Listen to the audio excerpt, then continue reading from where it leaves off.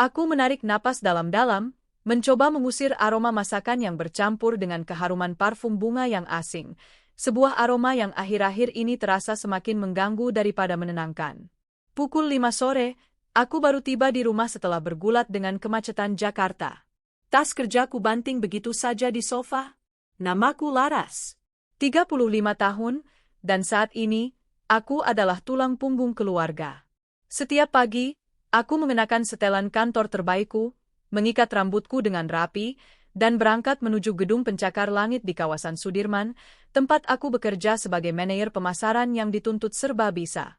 Gajiku memang lumayan, cukup untuk menopang cicilan rumah, mobil, dan, belakangan ini, menopang seluruh biaya hidup, termasuk makanan di piring suamiku dan gaji Rina, pembantu rumah tangga kami. Suamiku, Danu, adalah pria baik, atau setidaknya aku dulu berpikir demikian. Usianya sebaya denganku. Ia telah kehilangan pekerjaannya 6 bulan lalu akibat restrukturisasi besar-besaran di perusahaannya. Sejak saat itu, hari-hari Danu dihabiskan di rumah. Aku tahu PHK itu bukan salahnya, tapi melihatnya setiap hari mengenakan kaos oblong lusuh, duduk di depan televisi, dan mengutak-atik ponselnya tanpa semangat mencari pekerjaan, perlahan mengikis rasa hormat dan sabarku. Di tengah situasi rumah tangga yang tegang dan sunyi itulah, Rina masuk. Rina baru berusia 20 tahun, masih sangat muda. Wajahnya yang berbentuk hati dengan mata besar dan kulit sawo matang yang bersih memang memancarkan aura polos dan lugu. Ia adalah putri dari seorang janda miskin yang tinggal hanya 2 gang dari rumah kami. Memperkerjakan Rina adalah keputusanku, aku ingin membantunya dan ibunya. Aku menyayangi Rina, melihat dirinya sebagai sosok adik yang harus kubantu agar masa depannya lebih baik. Ia bekerja dengan rajin, cekatan dalam urusan rumah, dan selalu menuruti perintah. Awalnya, semuanya baik-baik saja. Rina adalah solusi sempurna untuk rumah tangga yang kini kehilangan tangan ksatria. Namun, beberapa bulan belakangan, ada yang berubah. Perubahan itu dimulai dengan keharuman. Ketika pertama kali bekerja, Rina berbau sabun murah dan keringat ringan. Sekarang, ia selalu wangi. Bukan sekadar wangi sabun, tapi wangi parfum berkelas, aroma manis floral yang lembut namun bertahan lama. Ia juga menjadi sangat rapi. Pakaian kerjanya yang biasa berupa kaos dan rok panjang biasa, kini selalu disetrika licin, rambutnya selalu disisir dengan sangat hati-hati, dan kulitnya tampak terawat. Rina, tegurku suatu sore, saat ia sedang membersihkan meja makan. Kamu pakai parfum apa? Wanginya enak sekali. Rina tersentak sedikit, lalu menunduk. Ah, ini, Bu. Cuma beli di warung, yang botol kecil itu. Sudah lama tidak dipakai, jadi saya coba saja. Jawaban itu tidak meyakinkanku. Parfum warung tidak akan bertahan 6 jam dengan keharuman yang begitu mewah. Tapi aku membiarkannya. Aku tidak ingin menjadi nyonya rumah yang curigaan dan pelit. Aku sudah memutuskan untuk mempercayainya. Lagi pula, ketika aku di rumah, Rina sangat bersikap biasa saja terhadap Danu. Interaksi mereka sebatas pertanyaan tentang lauk atau permintaan Danu untuk dibuatkan kopi. Rina selalu sopan, menjaga jarak, dan memanggil suamiku dengan sebutan Pak Danu, yang formal.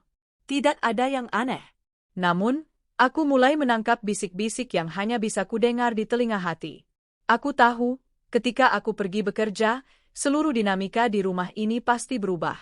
Kecurigaan itu membesar seperti awan hitam yang perlahan menutupi langit. Suatu hari, aku mencari jam tangan kulit coklat kesayanganku yang biasanya kusimpan di dalam kotak perhiasan di kamar. Itu jam tangan yang Danu belikan untukku saat ulang tahun kelima pernikahan kami. Setelah mencari ke seluruh sudut, aku menyerah. Mungkin jatuh atau terselip. Aku memutuskan untuk melupakan kehilangan kecil itu. 2 minggu kemudian, saat aku sedang berjalan di lorong rumah, mataku menangkap kilasan objek familiar di pergelangan tangan Rina yang sedang menyapu teras. Jantungku mencelos. Itu dia. Jam tangan kulit coklatku.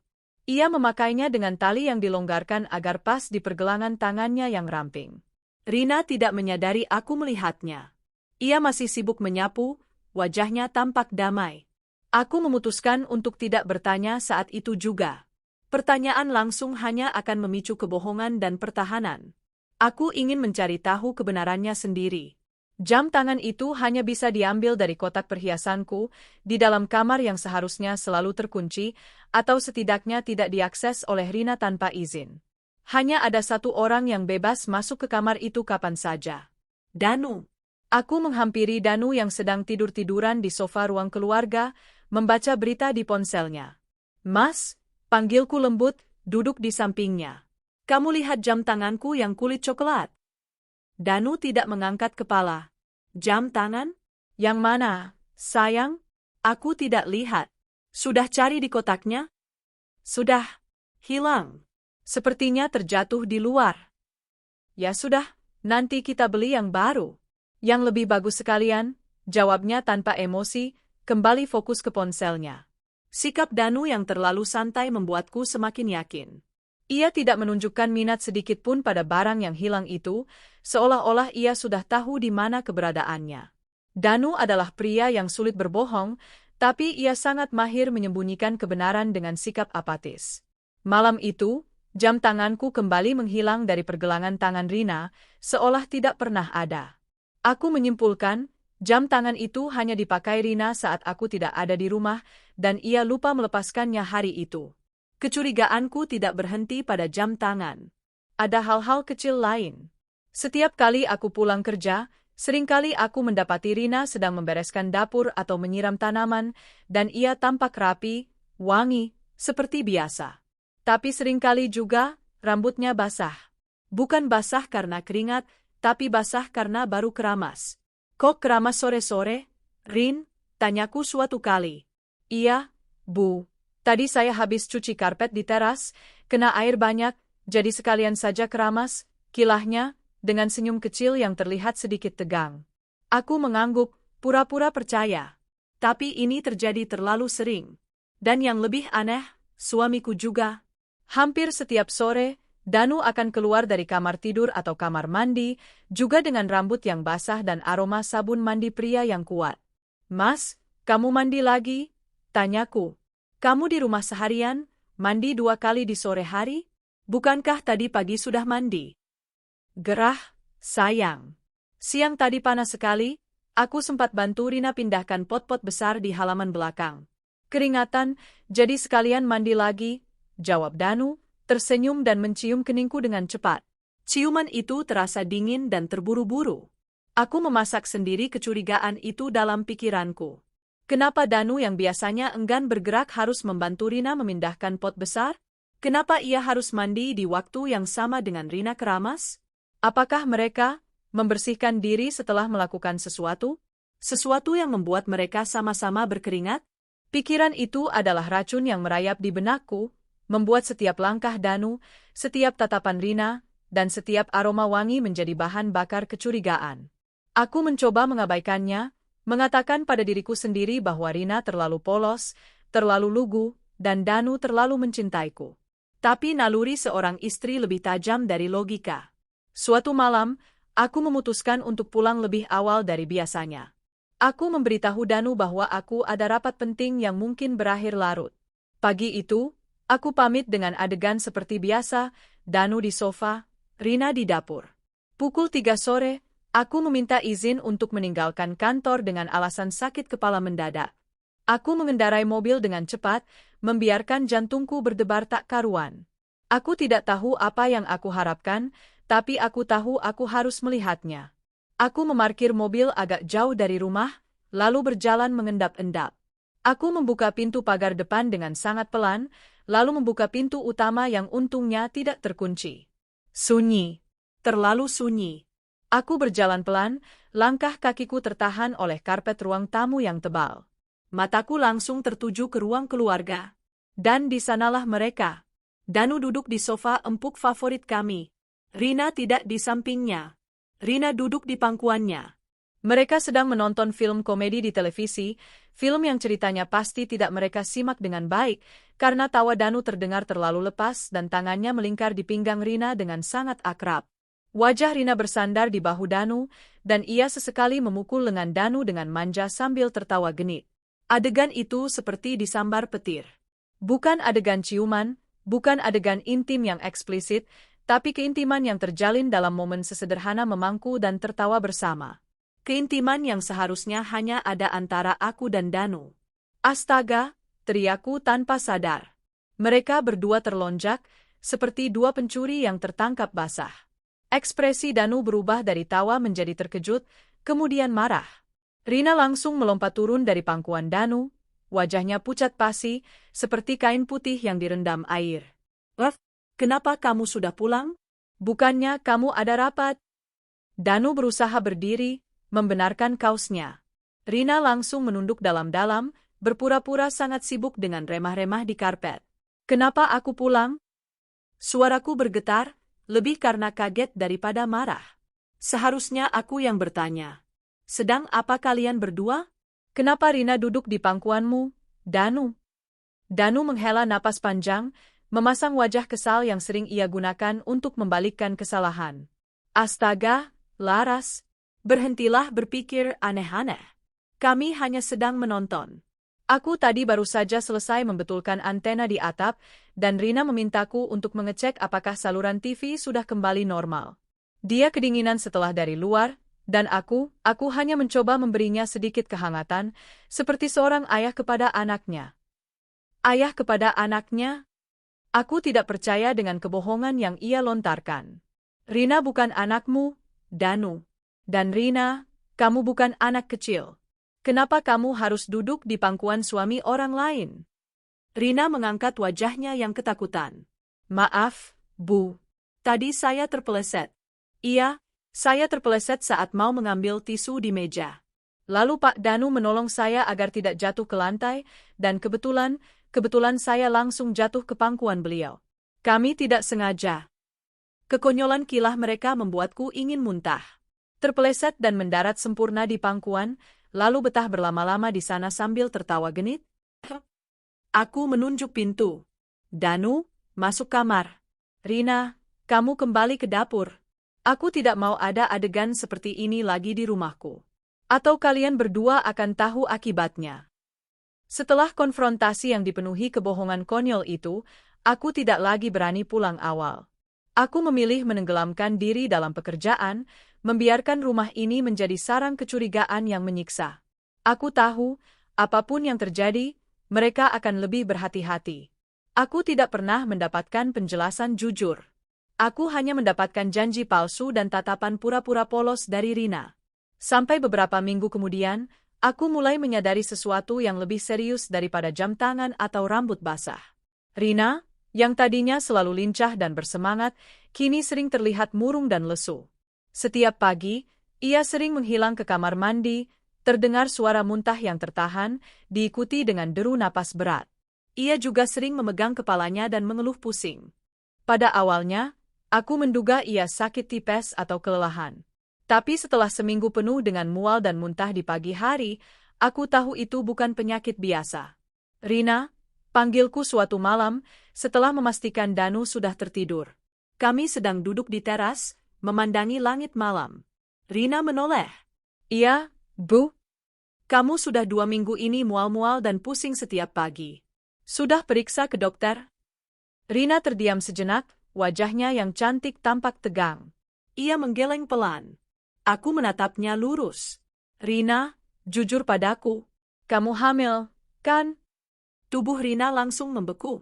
Ia tidak menjawab, tapi air matanya mulai menetes. Dengan isakan yang pelan, ia mengangguk. Dunia seakan berputar di sekelilingku. Bukan karena Rina hamil, itu wajar bagi seorang wanita, tapi karena Rina belum menikah.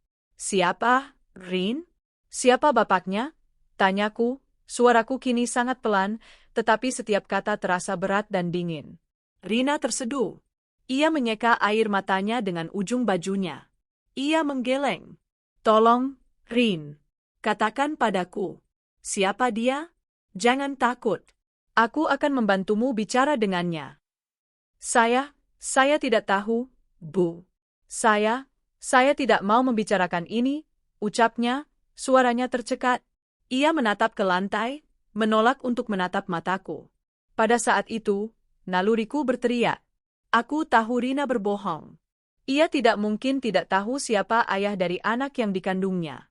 Hanya ada satu alasan dia diam, satu alasan dia takut dan menolak mengaku. Satu nama terlintas, secepat kilat yang menyambar di langit malam. Danu. Aku menahan napas, mencoba menenangkan hati yang bergetar. Aku tidak bisa menuduh tanpa bukti, apalagi setelah Danu membela dirinya dengan dalih, ayah dan anak, tempo hari. Aku tahu, jika itu benar Danu, Rina tidak akan pernah mengaku. Ia pasti takut diusir, takut masa depannya hancur, dan takut ibunya tahu. Aku memaksakan diriku untuk bersikap tenang. Aku hanya bisa mengulangi pertanyaan itu, sekali lagi, dengan penekanan yang berbeda.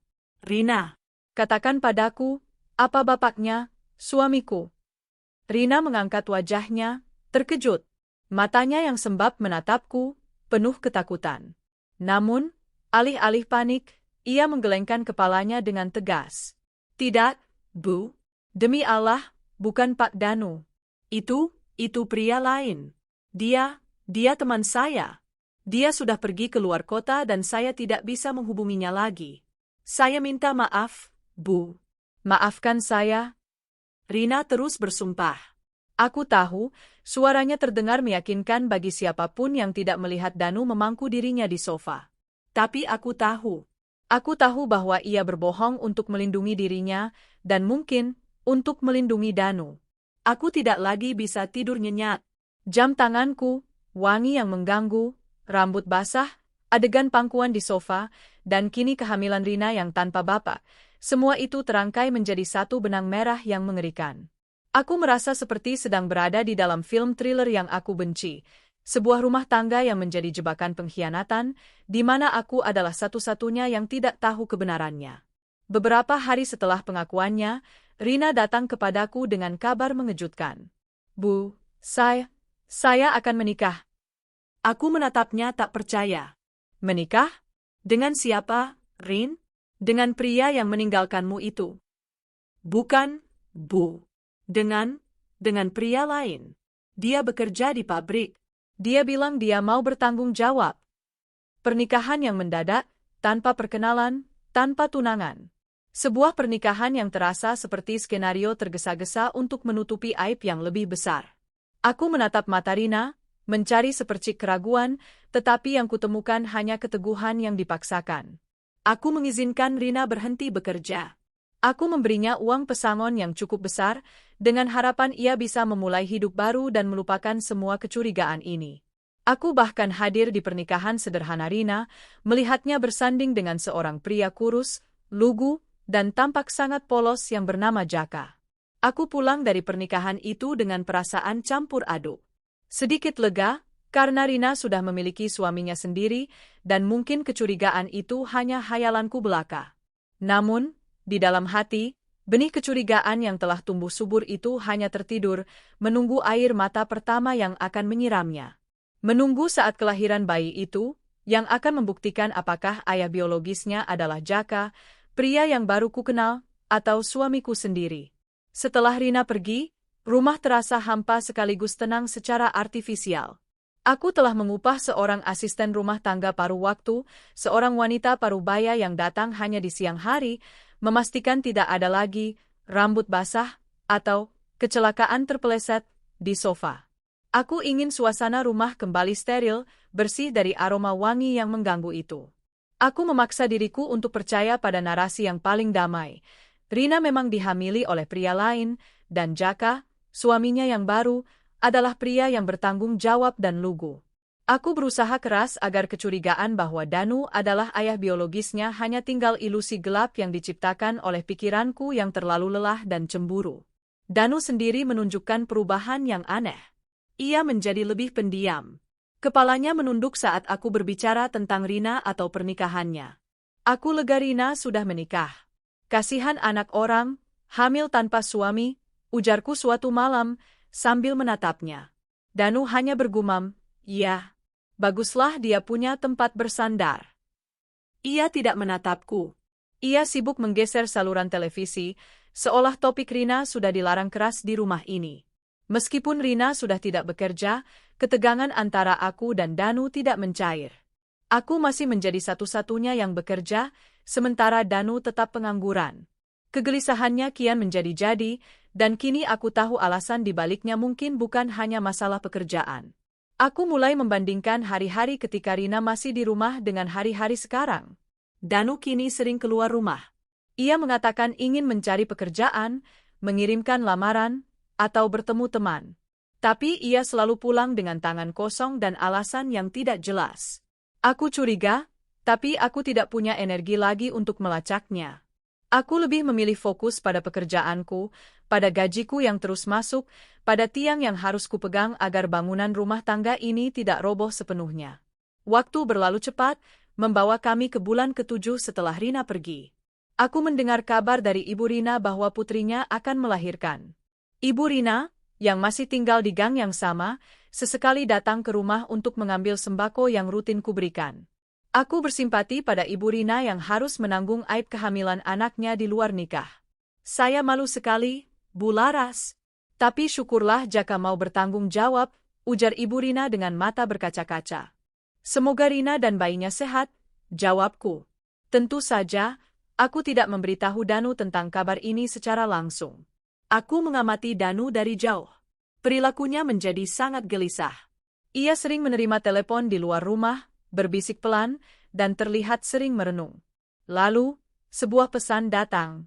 Ibu Rina mengirim pesan singkat kepadaku, mengabarkan bahwa Rina sudah melahirkan seorang bayi laki-laki.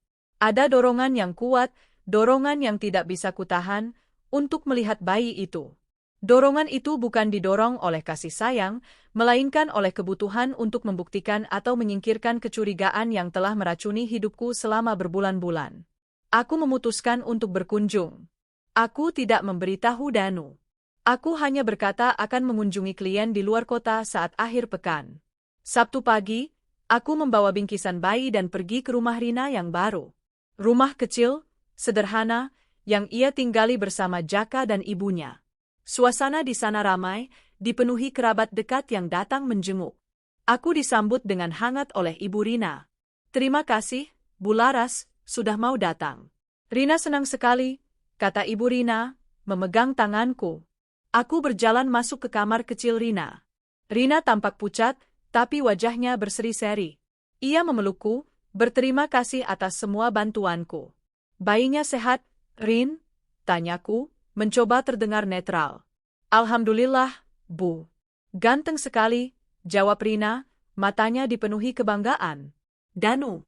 Aku membayangkan Danu tersenyum bangga di sana. Aku menepis pikiran itu. Rina mengambil bayi laki-laki yang terbungkus kain bedong berwarna biru muda. Ia menggendongnya hati-hati, lalu menawarkannya kepadaku. Mau lihat, Bu? Napas tertahan di dadaku. Ini adalah momen kebenaran.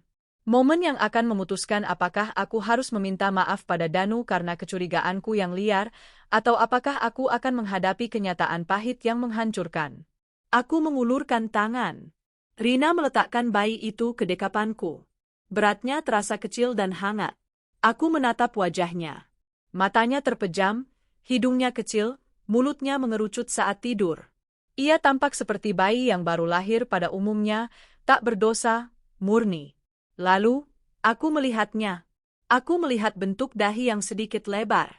Aku melihat lekuk alis yang tebal dan gelap, yang sangat mirip dengan milik Danu. Tapi yang paling fatal adalah senyum kecilnya yang muncul sekilas di sudut bibirnya saat ia menggeliat. Senyum itu. Senyum khas Danu, yang hanya muncul ketika ia benar-benar merasa lega atau bahagia. Bayi itu seperti salinan mini, versi kartun dari suamiku. Darahku terasa dingin. Jantungku berdentum-dentum, mengirimkan gelombang panas ke seluruh tubuh. Tubuhku gemetar. Aku yakin. Aku sangat yakin.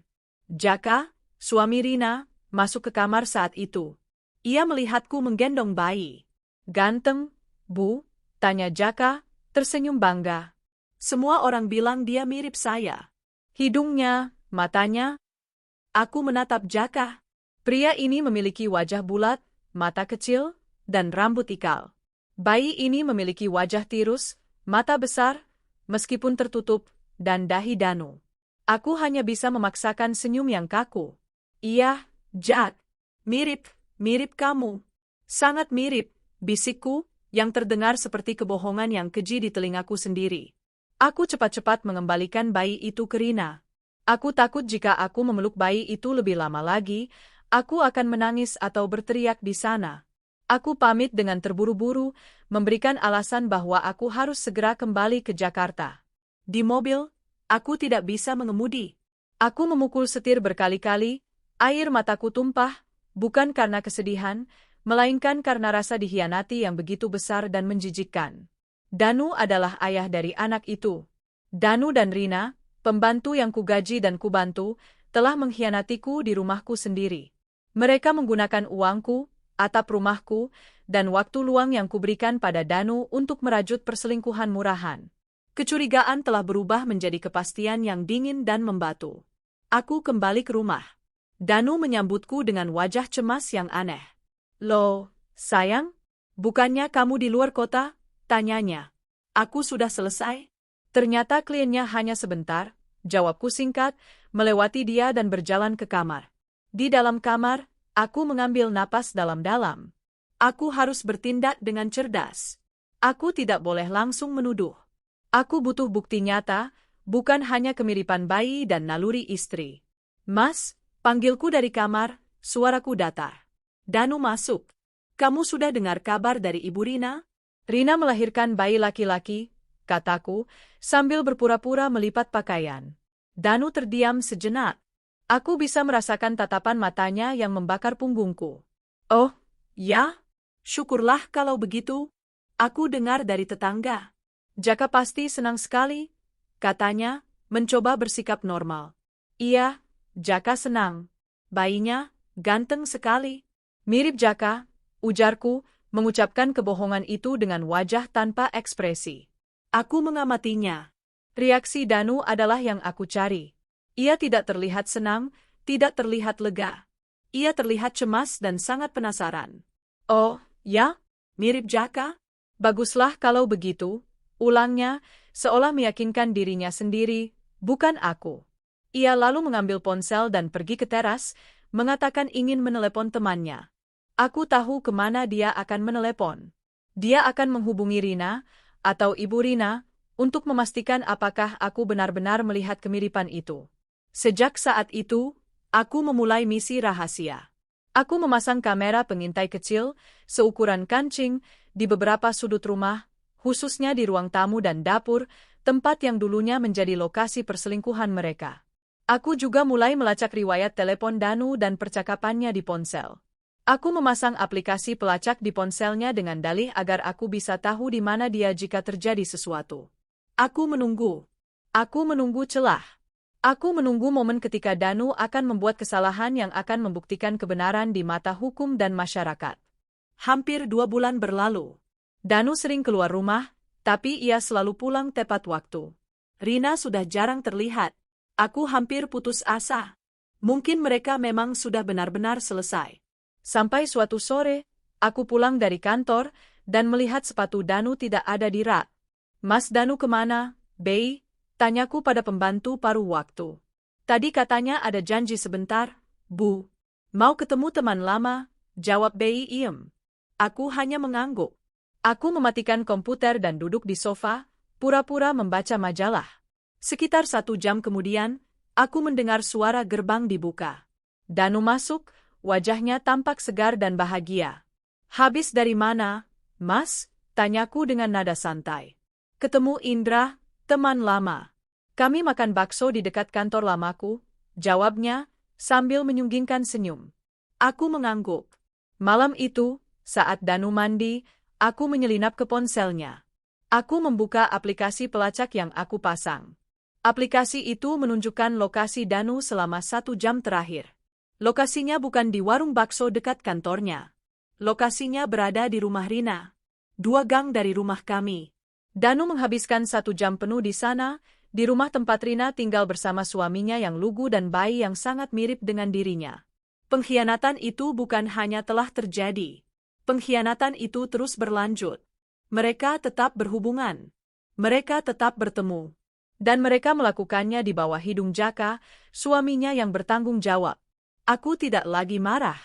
Aku merasa kosong, tetapi pada saat yang sama, tekadku mengeras menjadi baja.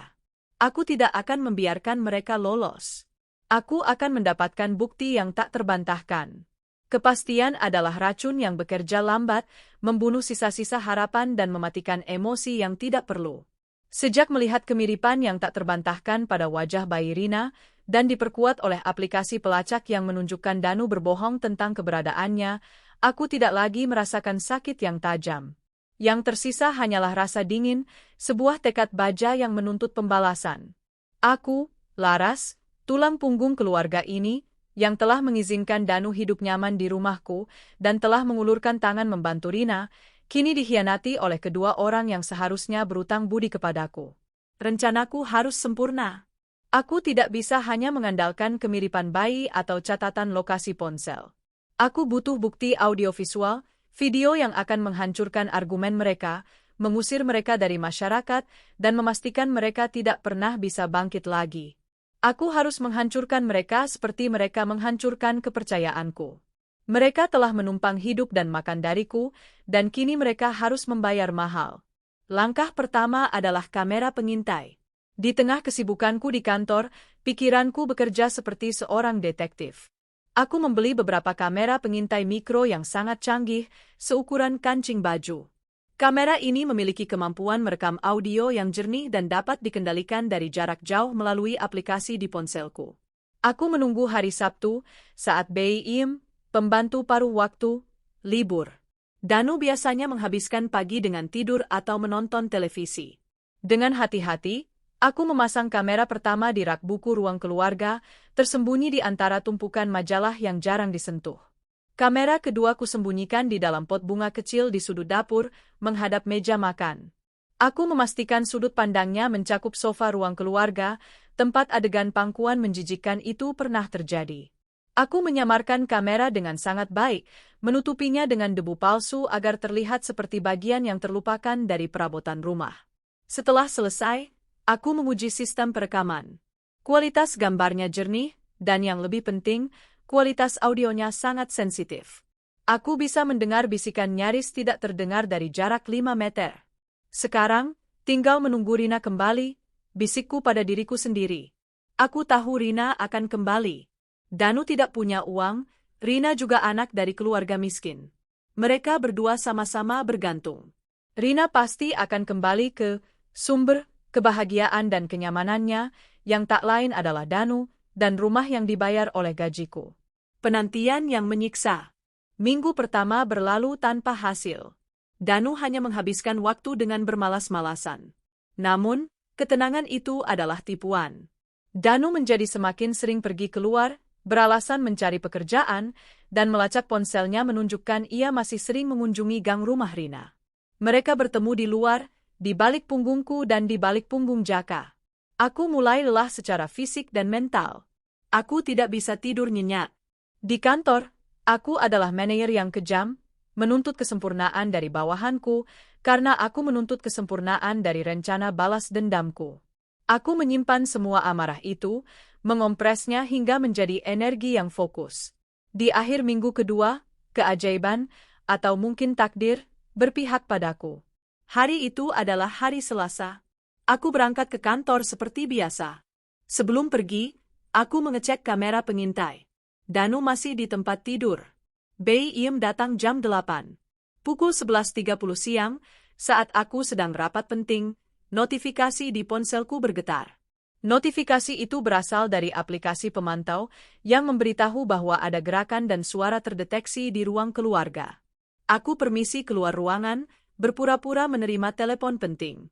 Aku menyelinap ke toilet wanita, mengunci pintu, dan membuka aplikasi. Jantungku berdebar tak karuan. Di layar kecil ponselku, aku melihat Danu berdiri di ambang pintu, menyambut seseorang. Dan itu adalah Rina. Ia datang dengan menggendong bayi di dekapannya. Rina tampak lebih kurus, tetapi wajahnya bersinar oleh riasan tipis. Ia mengenakan pakaian yang rapi, pakaian yang pastinya dibelikan dengan uang pemberianku. Bayi di gendongannya terbungkus kain bedong bermotif cerah. Loh, Rina? Kenapa kamu ke sini? Nanti kalau Laras pulang mendadak bagaimana? Danu berbisik, wajahnya dipenuhi kekhawatiran dan kegembiraan yang tercampur. Bu Laras, kan pulangnya sore, Mas. Saya cuma sebentar. Saya kangen. Rina menjawab, suaranya manja dan mendayu, persis seperti yang aku curigai dulu. Ia langsung duduk di sofa, seolah masih menjadi pemilik sah rumah ini. Danu duduk di sampingnya, tetapi matanya tidak bisa lepas dari bayi itu. Rina meletakkan bayi itu perlahan di atas bantal sofa. Danu langsung membungkuk. Adegan yang kulihat selanjutnya membuatku harus menggigit bibir bawahku agar tidak menjerit. Danu mencium kening bayi itu, kemudian menciumi pipi dan seluruh wajahnya dengan penuh kasih sayang yang tidak pernah ia tunjukkan padaku selama ini. Anak ayah, bagaimana kabar jagoan ayah? Bisik Danu, suaranya penuh haru. Aku merekam semuanya di ponselku. Bukti audio yang tak terbantahkan, pengakuan Danu sendiri bahwa ia adalah ayah. Rina tersenyum bangga. Dia rewel terus semalam, Mas. Untung Jaka tidak curiga. Dia mengira bayinya rewel karena kangen dia. Jaka tidak curiga? Danu terdengar khawatir. Tidak. Dia polos, Mas. Dia percaya saja. Dia pikir semua ini kehendak Tuhan, jawab Rina dengan nada sedikit meremehkan, yang membuatku mual. Pria lugu itu telah dimanfaatkan habis-habisan oleh mereka. Danu memeluk Rina dari samping, sambil tetap menatap bayinya. Rina bersandar nyaman di bahu Danu. Laras tidak akan pernah tahu, kan, Mas? Tanya Rina, suaranya kini terdengar penuh harapan. Danu mencium rambut Rina. Tentu saja tidak. Dia tidak akan pernah tahu. Dia terlalu sibuk bekerja, terlalu percaya padaku. Dia mengira kita sudah putus hubungan. Kita harus lebih pintar, Rin. Kita masih bisa bertemu di luar, atau kamu datang saat dia kerja. Aku akan selalu menjadi ayah bagi anak ini. Aku akan tetap memberimu uang untuk kebutuhannya, kamu tenang saja. Rina mengangguk, menyambut janji palsu Danu. Masih mending kamu, Mas. Daripada Jaka, uang gajinya kecil sekali. Anak kita butuh banyak, Mas. Mendengar percakapan itu, kepalaku seperti dihantam palu godam. Mereka tidak hanya selingkuh, mereka merencanakan keberlanjutan perselingkuhan itu di rumahku, dan mereka menggunakan uang hasil jerih payahku untuk menafkahi anak haram hasil pengkhianatan mereka. Aku menekan tombol rekam, memastikan rekaman itu tersimpan aman di cloud. Aku tidak boleh kehilangan bukti ini. Penyergapan yang direncanakan. Aku kembali ke ruang rapat, wajahku dingin. Aku mengatakan bahwa aku harus segera kembali ke rumah karena ada urusan keluarga yang sangat mendesak. Rekan-rekan kerjaku melihat ekspresiku dan tidak berani bertanya. Aku mengemudi dengan kecepatan tinggi, mengabaikan klakson dan teriakan orang lain. Pikiranku terfokus pada satu hal, konfrontasi, dan penghancuran. Saat tiba di perumahan, aku tidak memarkir mobil di depan rumah. Aku memarkirnya 2 blok dari sana. Aku berjalan cepat, jantungku berdegup kencang, tidak lagi karena kecemasan, melainkan karena adrenalin murni. Aku mengeluarkan ponsel dan kembali membuka aplikasi kamera. Aku melihat mereka masih di sana. Danu kini sedang menggendong bayi itu, berjalan mondar-mandir sambil bersenandung. Rina duduk santai di sofa, menikmati pemandangan itu. Itu adalah adegan keluarga yang manis dan menjijikkan, yang dimainkan di atas penderitaanku. Ini adalah waktu yang tepat. Jaka tidak ada, Bei Im juga sudah pulang. Hanya ada mereka berdua. Aku membuka pintu pagar perlahan, dan membuka pintu utama. Aku tidak berteriak atau histeris. Aku berdiri di ambang pintu, menarik napas panjang, dan hanya berkata, "Selamat sore, Danu." "Selamat sore, Rina." Suaraku yang tenang dan dingin lebih mematikan daripada ledakan kemarahan. Danu membeku di tempatnya. Bayi itu masih di gendongannya. Rina melompat dari sofa, wajahnya langsung pucat seperti saat aku memergokinya di pangkuan Danu berbulan-bulan lalu. "Laras, kamu sudah pulang?" Danu tergagap. Ia berusaha menyembunyikan bayi itu di belakang punggungnya, gerakan yang bodoh dan terlambat. Rina tidak bisa berkata-kata. Ia hanya menatapku dengan mata yang memohon ampun, ketakutan yang sesungguhnya. Aku berjalan masuk, perlahan, seperti seorang pemburu yang mengunci mangsanya. "Aku tidak pulang, Danu. kataku, suaraku mengeras. Aku baru saja datang. Aku menunjuk ponselku. Aku melihat kalian. Aku melihat dan mendengar semuanya. Aku melihat bagaimana kamu menciumi jagoan ayah. Aku mendengar bagaimana kalian berencana melanjutkan perselingkuhan dengan uangku, di rumahku, sementara suami Rina yang lugu itu bekerja membanting tulang. Wajah Danu berubah total. Warna merah menyebar dari leher hingga ke telinganya. Itu adalah ekspresi malu dan marah karena tertangkap basah, bukan ekspresi penyesalan. Laras, dengarkan aku. Tidak ada yang perlu didengar lagi, Danu, potongku tajam. Aku punya buktinya. Video dan suara pengakuan kalian, Danu. Pengakuanmu sebagai ayah biologis anak itu, pengakuanmu untuk menutupi perselingkuhan kalian, dan pengakuan kalian untuk terus bertemu di sini. Danu tahu perlawanan sia-sia. Ia menundukkan kepala. Rina mulai menangis histeris. Bu, saya mohon, Bu, jangan bilang siapa-siapa. Saya akan pergi, Bu. Saya janji tidak akan pernah kembali, ratap Rina, sambil mendekat dan mencoba memeluk kakiku. Aku mendorongnya menjauh dengan kakiku, jijik. Terlambat, Rina. Kalian berdua sudah membuatku menderita terlalu lama. Kalian menjadikan rumahku panggung sandiwara menjijikkan, sementara aku sibuk bekerja keras menafkahi dua parasit yang tidak tahu diri. Aku melangkah mundur dan mengeluarkan ponsel. Aku membuka grup WhatsApp warga perumahan yang selama ini aku abaikan. Aku tidak butuh permohonan kalian. Aku butuh keadilan, kataku, mataku menyala dingin. Mas Dana. Rina berteriak, mencoba merebut ponselku. Aku menepis tangan Rina dengan kuat. Aku menulis pesan singkat di grup itu, tolong kumpul sekarang di rumah saya.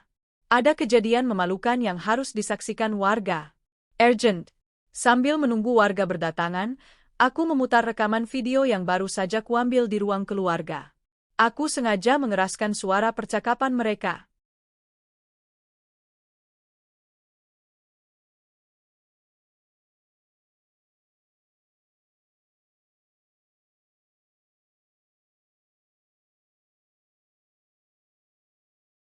Membiarkan Danu dan Rina mendengar kembali suara pengkhianatan mereka sendiri.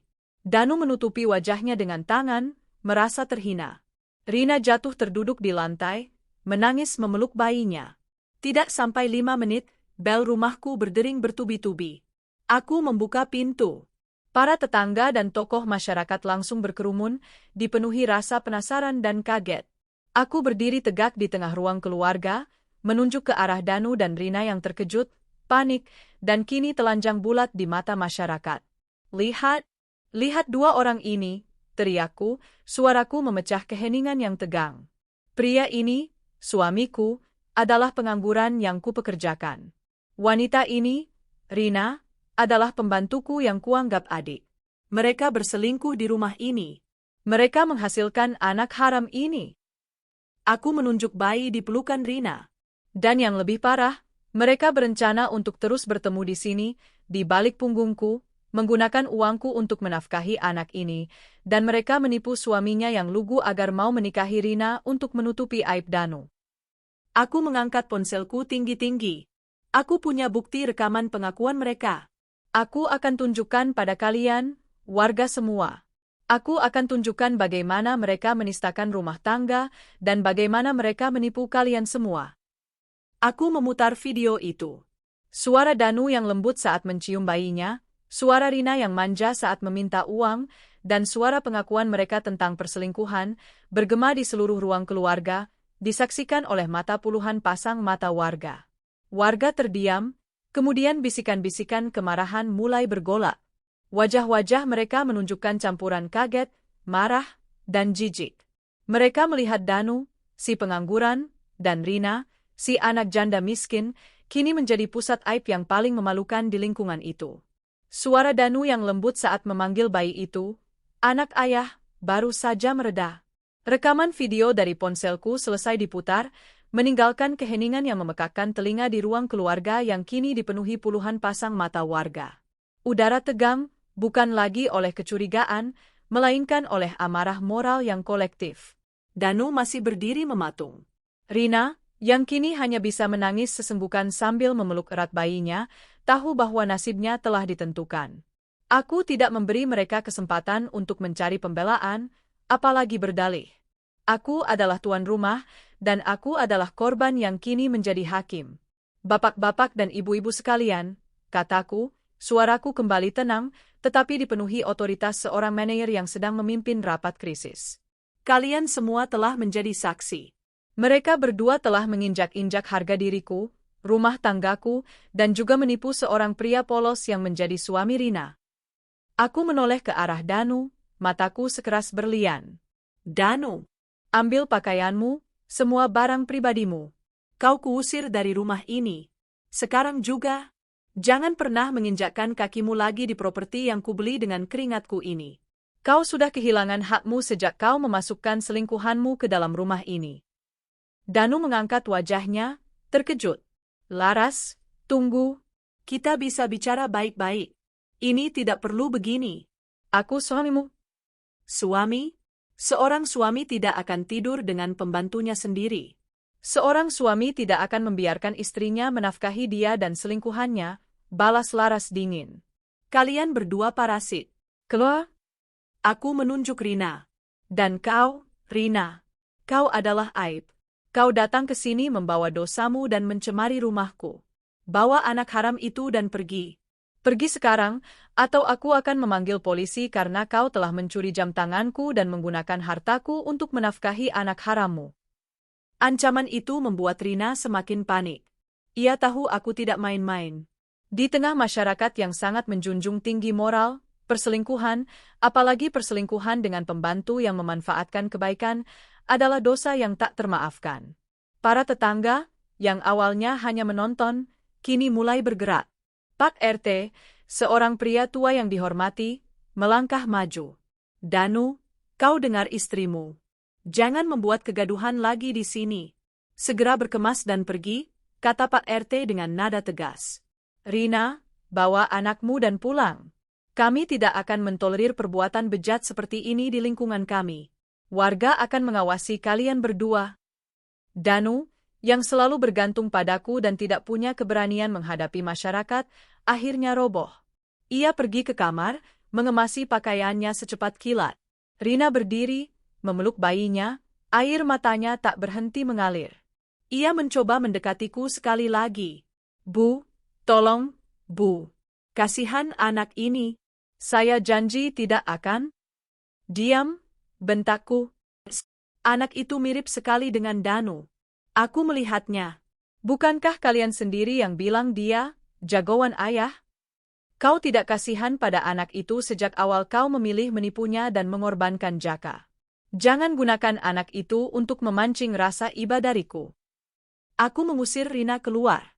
Para warga, terutama ibu-ibu, berdiri di gerbang, menatap Rina dengan pandangan menghakimi dan jijik. Rina berjalan tertatih-tatih, menundukkan kepalanya, melewati kerumunan warga yang berbisik-bisik, membawa Aib dan bayi yang baru berumur beberapa bulan itu ke rumah ibunya, yang hanya berjarak 2 gang dari rumahku. Tak lama kemudian, Danu keluar, menarik koper kecilnya dengan wajah merah padam. Ia tidak berani menatapku. Ia bahkan tidak mengucapkan sepatah kata pun perpisahan atau penyesalan. Ia hanya berjalan cepat, melewati pagar, dan menghilang di balik kerumunan warga yang mengecamnya. Aku telah menyelesaikan bab pertama dari pembalasanku. Mereka telah kuusir dan dipermalukan. Tapi itu baru permulaan. Mengekspos kebenaran pada Jaka. Keesokan harinya, aku mengambil langkah berikutnya. Aku harus memastikan bahwa Jaka, pria polos yang menjadi korban utama dalam sandiwara mereka, tahu kebenarannya. Aku tidak akan membiarkan Rina dan Danu memiliki opsi kembali bersama jika Rina sudah bercerai. Aku ingin kehancuran total. Aku menelepon Ibu Rina dan meminta nomor Jaka. Ibu Rina, yang kini sudah mendengar kabar dari Rina dan para tetangga, berbicara dengan suara yang penuh rasa malu dan penyesalan. Bu Laras, saya minta maaf. Saya tidak tahu anak saya sejahat itu. Saya sungguh minta maaf atas nama keluarga, Ishak Ibu Rina. Simpan permintaan maafmu, Bu. Anakmu telah mengkhianati kepercayaanku dan menipu seorang pria baik. Aku ingin bertemu Jaka. Segera, kataku, Mematikan telepon. Aku bertemu Jaka di sebuah warung kopi sederhana. Ia datang dengan wajah lelah seorang pekerja pabrik, kebingungan dan tampak tidak terurus. Dia sama sekali tidak tahu apa yang sedang terjadi. Rina hanya mengatakan padanya bahwa ada masalah di rumahku dan dia dipanggil olehku. Aku tidak membuang waktu. Aku menyalakan ponselku dan memutar seluruh rekaman video yang kumiliki. Rekaman adegan mesra di sofa, rekaman pengakuan Danu di hadapan Rina. Lalu, aku menunjukkan foto perbandingan wajah bayi mereka dengan foto Danu. Jaka menonton video itu dengan mata kosong. Ia tidak bergerak. Ia tidak bersuara. Ia hanya diam, membiarkan suaranya sendiri direndam dalam kebenihan pahit. Ketika video berakhir, Jaka menatapku. Air mata mulai mengalir di wajahnya yang kusam. Jadi dia bohong, bisik Jaka, suaranya sangat lirih. Anak yang saya urus, yang saya banggakan, bukan anak saya. Bukan, Jaka. Anak itu anak Danu, suamiku. Rina menggunakanmu untuk menutupi aib suamiku dan mendapatkan nama baik, jelasku dengan lembut. Kini aku tidak lagi marah pada Jaka, hanya kasihan. Jaka menutup wajahnya dan menangis tanpa suara. Kepercayaan dirinya hancur berkeping-keping. Pria yang telah menerima Rina, menanggung aib kehamilannya, dan bekerja keras menafkahi mereka, kini harus menghadapi kenyataan bahwa ia hanyalah sebuah alat. Saya akan menceraikannya, Bu Laras. Saya tidak mau lagi. Saya tidak sudi menanggung aib ini, kata Jaka, bangkit berdiri dengan tatapan penuh dendam. Saya akan mengusir mereka. Saya akan ceraikan dia segera. Aku mengangguk, puas. Itu keputusan yang benar, Jaka. Kau berhak atas kehidupan yang lebih baik. Kehancuran keluarga Rina dan Jaka. Keputusan Jaka untuk menceraikan Rina adalah pukulan telak. Jaka adalah pria yang bertanggung jawab dan memiliki pekerjaan, meskipun gajinya kecil. Ketika Jaka mengusir Rina dan bayinya, Rina tidak punya pilihan selain kembali ke rumah ibunya. Jaka tidak hanya menceraikannya, dia juga mengajukan pembatalan akta kelahiran yang mencantumkan namanya sebagai ayah, menggunakan bukti yang kuberikan. Reputasi Rina di kampungnya, yang sudah buruk karena hamil di luar nikah, kini hancur total karena menipu suami yang sudah mau bertanggung jawab. Ibu Rina, yang sangat bergantung pada bantuan finansialku, juga berada dalam posisi yang memalukan. Aku mengakhiri semua bantuan padanya. Aku meneleponnya dan mengatakan bahwa aku tidak bisa membantu seseorang yang anaknya telah mengkhianatiku sedemikian rupa. Bu Laras, kami janji akan pindah dari sini. Kami tidak akan membuat aib lagi, pinta Ibu Rina. Aku tidak butuh janji, Bu. Aku sudah melihat kebohongan anakmu. Aku hanya ingin kalian menjauh dari kehidupanku. Aku pastikan tidak ada warga di lingkungan ini yang mau mempekerjakan Rina lagi. Kalian telah kehilangan kehormatan dan uang. Itulah harga yang harus dibayar, tegasku. Tak lama kemudian, di lingkungan sekitar kami, cerita ini menjadi buah bibir. Rina dan bayinya dicap sebagai aib. Danu dicap sebagai pengangguran bejat yang hanya bisa memanfaatkan uang istri. Danu, yang kini telah terusir, tidak punya tempat tujuan. Ia tidak punya pekerjaan, tidak punya tabungan, dan tidak punya koneksi yang bisa membantunya. Keluarga Danu sendiri sudah lama tidak harmonis dengannya.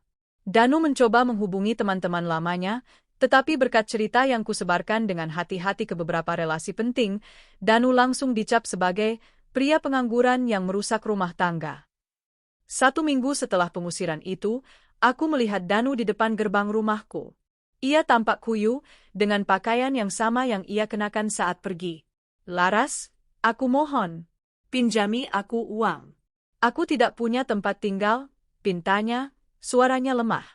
Aku menatapnya dari balik jendela, dingin dan tanpa ampun. Pergilah, kau sudah memilih tempat tinggalmu yang baru di rumah Rina. Sekarang nikmati kehancuran yang kau ciptakan sendiri. Danu pergi. Ia menyusul Rina dan anaknya. Kini mereka bertiga berkumpul di rumah kecil dan kumuh milik Ibu Rina. Danu, si pengangguran, Rina, si janda bercerai, dan bayi mereka yang tanpa nama ayah. Mereka sama-sama tidak punya pekerjaan, tidak punya uang, dan kini menjadi orang buangan. Melihat mereka hancur, melihat mereka kehilangan segalanya, reputasi, dukungan finansial, dan tempat berlindung, adalah bentuk keadilan yang dingin dan memuaskan bagi Laras. Aku telah menghancurkan mereka karena mereka tidak punya uang dan tidak punya kehidupan layak, padahal mereka berdua numpang hidup dan makan dariku. Mereka telah membayar mahal. Beberapa hari setelah pengusiran yang memalukan itu, aku membersihkan rumahku. Bukan membersihkan secara fisik, karena Bei Iem sudah melakukannya, melainkan pembersihan spiritual dan emosional. Aroma wangi murahan Rina dan bau pengangguran Danu harus hilang sepenuhnya. Aku memanggil seorang tukang kunci untuk mengganti semua kunci rumah. Aku menyingkirkan semua barang milik Danu yang tersisa, kaos oblongnya, sepatu bolanya, bingkai foto pernikahan kami yang dulu terpajang di nakas, dan melemparkannya ke tempat sampah besar di luar pagar. Tidak ada sisa, tidak ada kenangan yang boleh tertinggal. Rumah ini adalah milikku, dibeli dengan uangku, dan kini, ia kembali menjadi murni. Aku merasa ringan.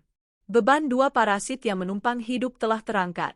Emosiku yang tadinya mendidih kini berubah menjadi ketenangan yang dingin. Aku tidak menyesali sedikitpun keputusan dan perbuatanku. Mereka telah memilih jalan pengkhianatan di rumahku, dan kini mereka harus berjalan di atas reruntuhan yang mereka ciptakan. Proses perceraian dan pemurnian nama baik. Hal pertama yang kulakukan di pagi hari adalah menelepon pengacaraku. Aku ingin mengajukan gugatan cerai sesegera mungkin. Tidak ada negosiasi. Tidak ada harta gonogini. Aku tidak akan memberinya 1 sen pun. Dia yang selingkuh, dia yang kuusir, dan semua properti ini milikku sendiri, jelasku tegas. Pengacaraku, seorang wanita cerdas dan kompeten, menyambut kasus ini dengan antusias, karena bukti yang kumiliki sangat kuat, video, rekaman suara pengakuan, dan kesaksian puluhan warga. Proses perceraian berjalan lancar dan cepat. Danu bahkan tidak berani datang ke sidang pertama. Ia mengirim surat pengakuan dan persetujuan cerai, mungkin karena ia tahu jika ia datang, ia hanya akan semakin dipermalukan oleh bukti yang akan dibuka di pengadilan. Dalam waktu kurang dari 2 bulan, aku kembali menyandang status lajang, tetapi dengan harga diri yang utuh. Di kantor, aku menggunakan energi yang tersisa dari balas dendamku untuk bekerja lebih keras lagi. Aku menjadi lebih fokus, lebih kejam dalam negosiasi, dan lebih berambisi. Aku tidak lagi harus terburu-buru pulang untuk memasak atau menanyakan kabar seorang suami pengangguran. Semua energiku kembali ke dalam diriku, ke dalam karierku, dan ke dalam pemenuhan diriku sendiri. Aku memastikan seluruh kolega, relasi, dan lingkungan profesionalku tahu bahwa Danu adalah pria bejat yang telah mengkhianatiku dengan pembantunya. Aku tidak menyebarkan fitnah, aku menyebarkan kebenaran yang telah kubuktikan. Hal ini bertujuan untuk menutup rapat semua pintu kesempatan kerja bagi Danu di Jakarta. Aku memastikan ia tidak akan pernah bisa mendapatkan pekerjaan layak di kota ini. Sementara aku menikmati kebangkitanku, kehidupan Danu, Rina, dan bayi mereka di rumah Ibu Rina adalah neraka yang nyata. Rumah Ibu Rina adalah gubuk kecil yang lembab di gang sempit, hanya berjarak beberapa ratus meter dari rumahku yang mewah.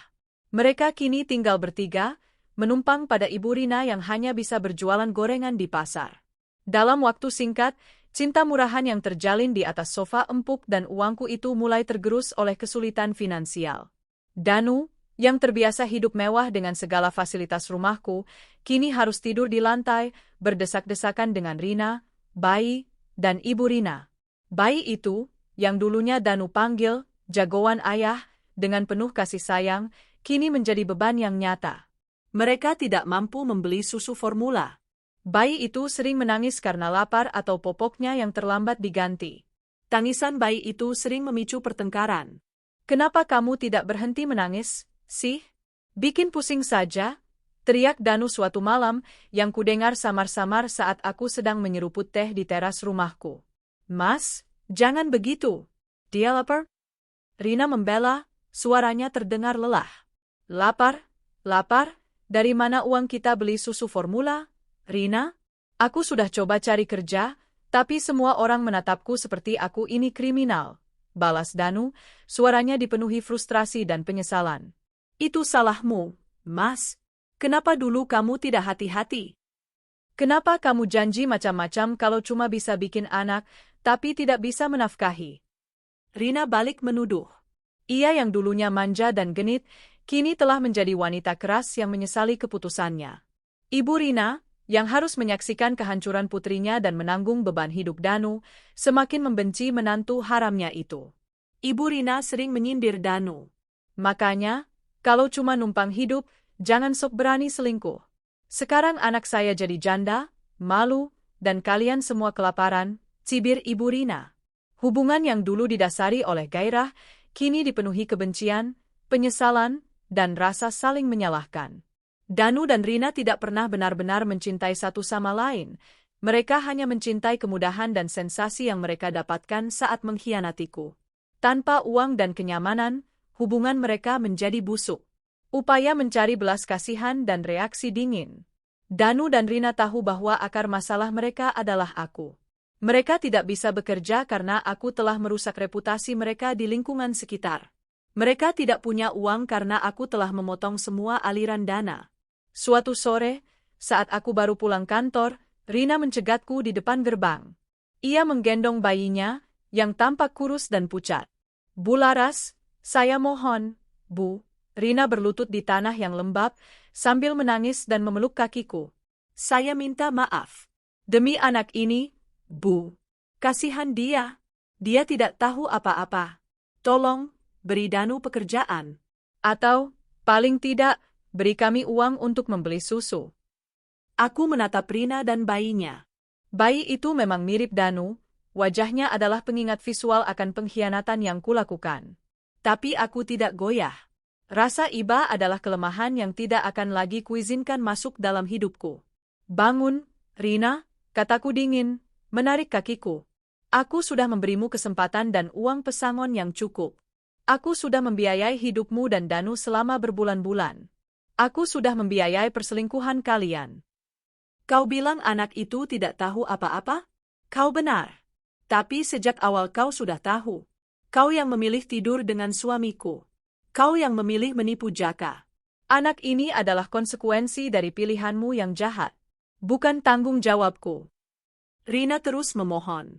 Lalu, Danu muncul dari balik tiang listrik. Wajahnya penuh dengan rasa malu, tapi ia memaksakan diri untuk berbicara. Laras, aku mohon. Jangan begini. Aku suamimu, aku berhak atas sebagian hartamu. Danu mencoba menggunakan nada otoritatif yang ia tahu sudah tidak mempan lagi. Aku tertawa, tawa yang kering dan tajam. Suamiku? Kau bukan suamiku lagi, Danu. Dan harta? Semua itu harta yang kudapatkan dari kerja kerasku, sementara kau sibuk memangku pelayan di rumah. Pengadilan sudah memutuskan. Kau tidak berhak atas apapun. Aku menatap mereka bergantian, membiarkan kebencianku terpancar jelas. Kalian berdua harus membayar mahal atas kenyamanan dan kebahagiaan palsu yang kalian curi dari rumahku. Aku telah menghancurkan kalian karena kalian tak punya uang dan tak punya kehidupan layak. Itulah harga perselingkuhan. Aku menutup gerbang dan menguncinya rapat-rapat. Danu dan Rina hanya bisa berdiri di luar, di bawah tatapan sinis para tetangga yang kebetulan lewat, memohon-mohon pada wanita yang baru saja mereka khianati. Malam itu, saat aku duduk di ruang keluarga yang kini sepi, bersih, dan harum, hanya ada aku, kejayaanku, dan kesendirianku, aku merasa puas. Kehancuran mereka telah mengukuhkan kekuasaanku. Namun, aku tahu, kejahatan yang didorong oleh keputusasaan seringkali lebih berbahaya daripada kejahatan yang didorong oleh gairah. Danu dan Rina, yang kini telah kehilangan segalanya, mungkin saja akan melakukan langkah gila dan nekat. Aku harus tetap waspada. Keputusasaan adalah mesin yang berbahaya, dan Danu serta Rina, yang kini terkunci dalam kemiskinan dan penolakan sosial, mulai menunjukkan sisi paling gelap dari sifat mereka. Mereka telah kehilangan segalanya, dan kini, satu-satunya hal yang mereka miliki adalah rasa dendam dan keyakinan bahwa Laras adalah satu-satunya sumber masalah mereka. Menyerang jantung keamanan. Kondisi di rumah Ibu Rina semakin memburuk. Danu dan Rina terus bertengkar hebat. Bayi mereka sakit-sakitan karena gizi yang kurang dan lingkungan yang tidak sehat. Danu yang tidak punya pekerjaan mulai melakukan tindakan kriminal kecil, mencuri listrik dari tiang umum atau mengambil barang-barang milik tetangga yang ditaruh di teras. Reputasi mereka sudah sangat buruk sehingga warga pun mulai mengancam akan melapor polisi. Dalam keadaan terdesak, Danu dan Rina menyusun rencana gila, kembali ke rumahku untuk mencuri sesuatu yang berharga. Mereka tahu persis di mana aku menyimpan perhiasan, uang tunai, dan barang elektronik. Suatu malam, sekitar pukul 2 pagi, aku terbangun karena mendengar bunyi kretek dari arah jendela dapur. Aku, yang sejak konfrontasi itu menjadi sangat sensitif terhadap suara aneh, langsung duduk tegak di tempat tidur. Aku mengambil ponselku dan membuka aplikasi CCTV. Jantungku berdetak kencang, bukan karena takut, melainkan karena firasat yang dingin dan tepat. Di layar, aku melihat sosok gelap di luar jendela dapur. Pria itu mencongkel jendela kecil menggunakan obeng. Aku mengenali siluet tubuh yang agak bungkuk itu. Danu. Aku segera menelusuri kamera lain. Di sudut teras, aku melihat Rina berdiri mengawasi, memeluk erat bayinya, yang entah kenapa ia bawa serta dalam upaya pencurian gila ini. Aku tidak panik. Justru, aku merasa tenang. Ini adalah kesempatan emas untuk memaku mereka dalam posisi yang tidak bisa dibantah lagi.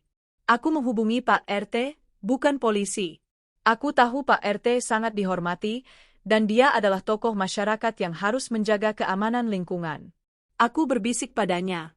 Pak RT, ini Laras. Danu dan Rina sedang mencoba membobol rumah saya. Mereka membawa anak mereka. Tolong bawa warga, dan jangan membuat suara. Biarkan mereka masuk dulu. Aku mematikan semua lampu di rumah, membuat semuanya gelap gulita.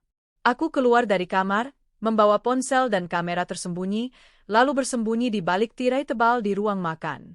Tidak lama kemudian, aku mendengar suara kaca pecah kecil yang tertahan, diikuti bunyi krek saat jendela terbuka. Danu menyelinap masuk. Cepat, Rin. Aku tahu di mana uang tunai Laras, bisik Danu dari dalam. Aku takut, Mas. Cepat, balas Rina dari luar, dengan suara gemetar. Danu berjalan dengan senter kecil. Ia langsung menuju laci di ruang kerja kecilku, tempat ia tahu aku menyimpan uang darurat. Ia membuka laci itu, dan mulai mengumpulkan uang tunai yang ada di sana. Saat itu, pintu depan rumahku terbuka dengan cepat. Puluhan pasang mata warga, dipimpin oleh Pak RT, masuk dengan senter. Jangan bergerak, teriak Pak RT. Danu tersentak, menjatuhkan uang tunai yang ia pegang. Ia terkejut, wajahnya pucat pasi, senter kecil di tangannya bergetar. Danu, apa yang kau lakukan di sini? Hardik Pak RT. Saya cuma... Danu tidak bisa melanjutkan kalimatnya. Rina, yang tadinya mengintip dari luar, kini didorong oleh beberapa ibu-ibu warga untuk masuk.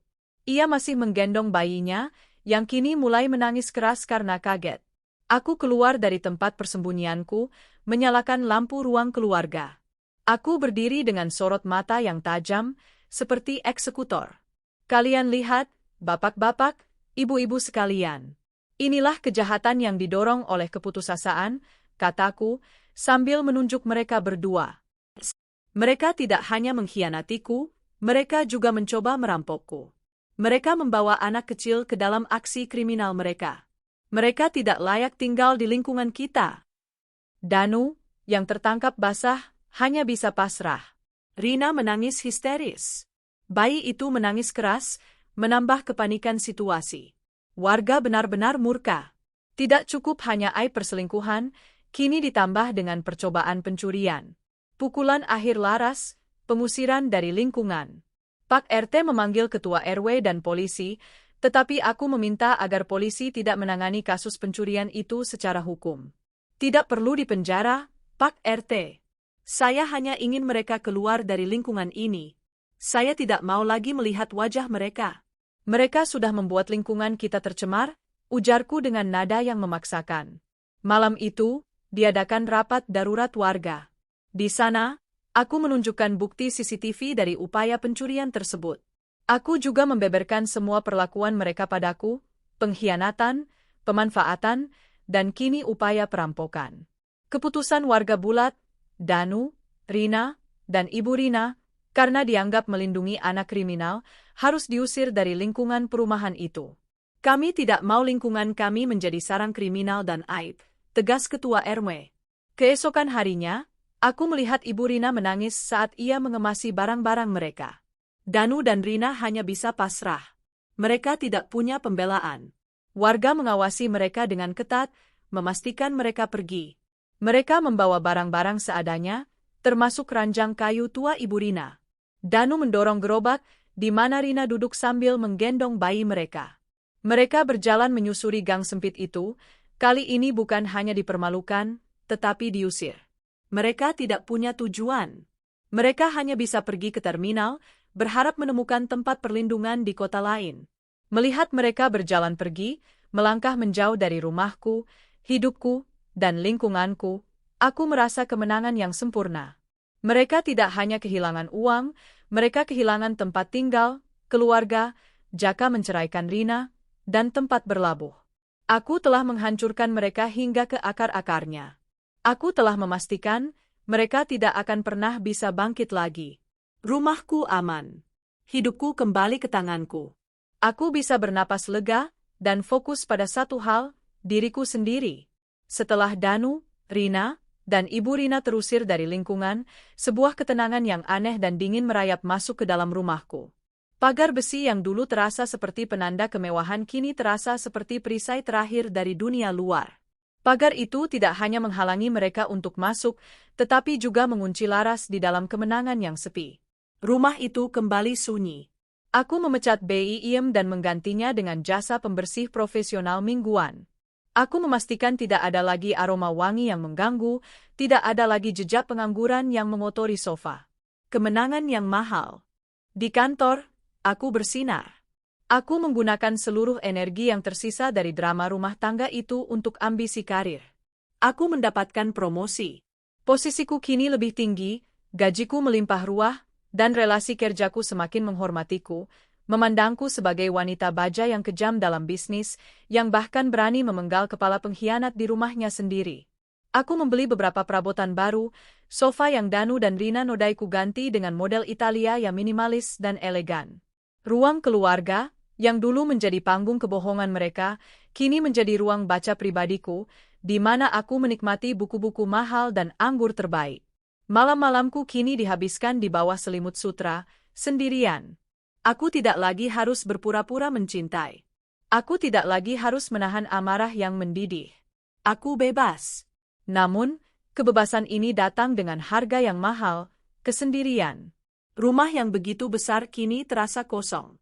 Malam-malam yang sunyi diisi oleh gema pikiranku sendiri. Aku menang. Aku telah menghancurkan mereka seperti yang kujanjikan. Tapi kepuasan dari pembalasan dendam itu cepat memudar, meninggalkan kekosongan yang tidak bisa diisi oleh uang, promosi, atau bahkan kebebasan. Laras, kamu harus mencari pasangan baru. Jangan terus-terusan mengurung diri, kata sahabat baikku, Mona, suatu malam saat kami makan malam. Aku tidak butuh laki-laki, Mon, jawabku datar. Laki-laki hanya membawa kekacauan. Aku sudah membeli segalanya untuk diriku sendiri. Aku bisa membeli kenyamanan, kemewahan, dan rasa hormat tanpa harus menanggung beban pengkhianat dan pengangguran. Aku tahu aku berbohong. Jauh di dalam lubuk hati, aku merindukan kehangatan. Namun, trauma akibat dikhianati membuatku memasang pagar emosional setinggi pagar rumahku. Aku takut, sangat takut, membiarkan orang lain masuk ke dalam hidupku lagi. Danu dan Rina, mengemis di pinggiran kota. Aku berusaha keras untuk tidak memikirkan Danu dan Rina, tetapi aku harus tahu demi memastikan kehancuran mereka permanen. Aku mengupah seorang detektif swasta, bukan untuk mencari bukti, tapi untuk melacak keberadaan mereka dan memastikan mereka tidak kembali ke Jakarta. Laporan detektif itu datang seminggu kemudian, dan isinya memuaskan. Danu, Rina, bayi mereka, dan Ibu Rina diusir dari lingkungan perumahan itu dan memutuskan untuk pergi ke kota kecil di Jawa Barat. Mereka berharap di sana, aib mereka tidak diketahui. Namun, tanpa uang, tanpa relasi, dan tanpa dokumen resmi yang jelas, mencari kehidupan baru hanyalah mimpi belaka. Danu dan Rina hanya memiliki keahlian seadanya dan reputasi yang kini terukir sebagai pasangan selingkuh dan kriminal. Mereka menyewa sebuah kamar kontrakan reot yang bocor. Danu mencoba melamar pekerjaan, Tetapi berkat koneksiku di dunia HRD yang kusebar di berbagai grup profesional, Danu terus-menerus ditolak. Aku tahu, aku telah membuat namanya terukir di daftar hitam, bukan sebagai kriminal, tapi sebagai pribadi yang tidak dapat dipercaya. Rina, yang harus merawat bayi, tidak bisa bekerja. Ibu Rina, yang dulunya bisa berjualan gorengan, kini tidak punya modal. Mereka kelaparan. Bayi itu, yang seharusnya menjadi sumber kebahagiaan, kini menjadi pengingat yang menyakitkan bagi Danu dan Rina tentang kesalahan yang mereka buat. Bayi itu sakit-sakitan, menangis terus-menerus. Danu dan Rina tidak mampu membayar dokter atau membeli obat-obatan. Ini semua salahmu. Kalau kamu tidak terlalu nekat datang ke rumah Laras, kita tidak akan diusir, teriak Danu dalam sebuah pertengkaran yang terekam dalam laporan detektif. Salahku? Bukankah kamu yang berjanji akan menceraikan Laras dan menikahi aku? Bukankah kamu yang berjanji memberiku kehidupan mewah? Balas Rina, suaranya terdengar sangat putus asa. Cinta murahan yang dulu bersemi di sofa mewahku kini telah berubah menjadi lumpur kebencian. Mereka saling menyalahkan, saling menghina, dan perlahan-lahan menghancurkan sisa-sisa kemanusiaan mereka. Mereka hidup dari belas kasihan tetangga dan sisa-sisa uang hasil Danu mencuri barang rongsokan. Aku membaca laporan itu dengan senyum kecil. Mereka telah menderita. Mereka telah membayar lunas pengkhianatan mereka. Menghilangkan jejak dan kewaspadaan baru. Meskipun aku puas dengan kehancuran mereka, aku tidak bodoh.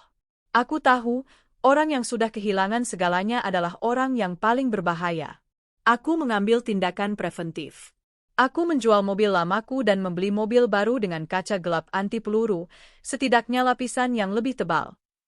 Aku meningkatkan sistem keamanan rumahku, memasang alarm yang terhubung langsung ke kantor polisi setempat, dan memasang pagar yang lebih tinggi dan kokoh. Aku tidak mau mengambil risiko mereka kembali untuk membalas dendam secara fisik. Danu dan Rina adalah sejarah. Mereka adalah bab gelap dalam hidupku yang harus kuhapus. Namun, ada satu hal yang tak bisa kuhapus, rasa curiga yang kini tertanam di diriku. Setiap bel pintu berdering, aku memeriksa CCTV. Setiap panggilan telepon tak dikenal, aku mengabaikannya. Kepercayaan yang kuberikan pada Danu dan Rina telah membuatku menjadi pribadi yang paranoid. Aku berhasil menghancurkan mereka, tetapi mereka juga berhasil merusak sisi terindah dari diriku, kemampuanku untuk mempercayai orang lain. Malam itu, di ruang baca yang elegan, aku menerima telepon dari detektifku. Bu Laras, ada perkembangan, katanya. Danu dan Rina meninggalkan kota itu. Mereka menjual semua barang yang mereka miliki untuk membeli tiket bus. Mereka menuju ke Jakarta. Saya yakin mereka akan kembali ke lingkungan lama, mencari Ibu Rina. Napas tertahan di dadaku. Mereka kembali? Setelah semua kehancuran yang kucurahkan pada mereka? Apa yang mereka lakukan? Tanyaku, suaraku kembali dipenuhi otoritas yang tajam. Mereka tidak mencari Ibu Rina, Bu. Mereka datang ke Jakarta untuk tujuan yang lebih besar. Kami menemukan mereka mengumpulkan dokumen di kantor catatan sipil. Kami menduga, mereka akan mengajukan gugatan terhadap Ibu. Gugatan hak asuh anak, atau mungkin upaya untuk mendapatkan kembali properti dari proses perceraian Anda dengan alasan tekanan emosional. Aku tersenyum dingin. Mereka mencoba melawanku di ranah hukum? Mereka tidak tahu bahwa uangku bisa membeli pengacara terbaik di seluruh Jakarta. Mereka lupa, aku adalah Laras, yang bahkan bisa menghancurkan reputasi mereka di depan puluhan warga. Biarkan mereka datang, bisikku, sambil memegang gelas anggur. Biarkan mereka mencoba. Mereka tidak tahu betapa kuatnya aku sekarang. Mereka telah mengajariku satu hal, dalam hidup ini, yang menang adalah yang paling kuat dan paling tidak kenal ampun.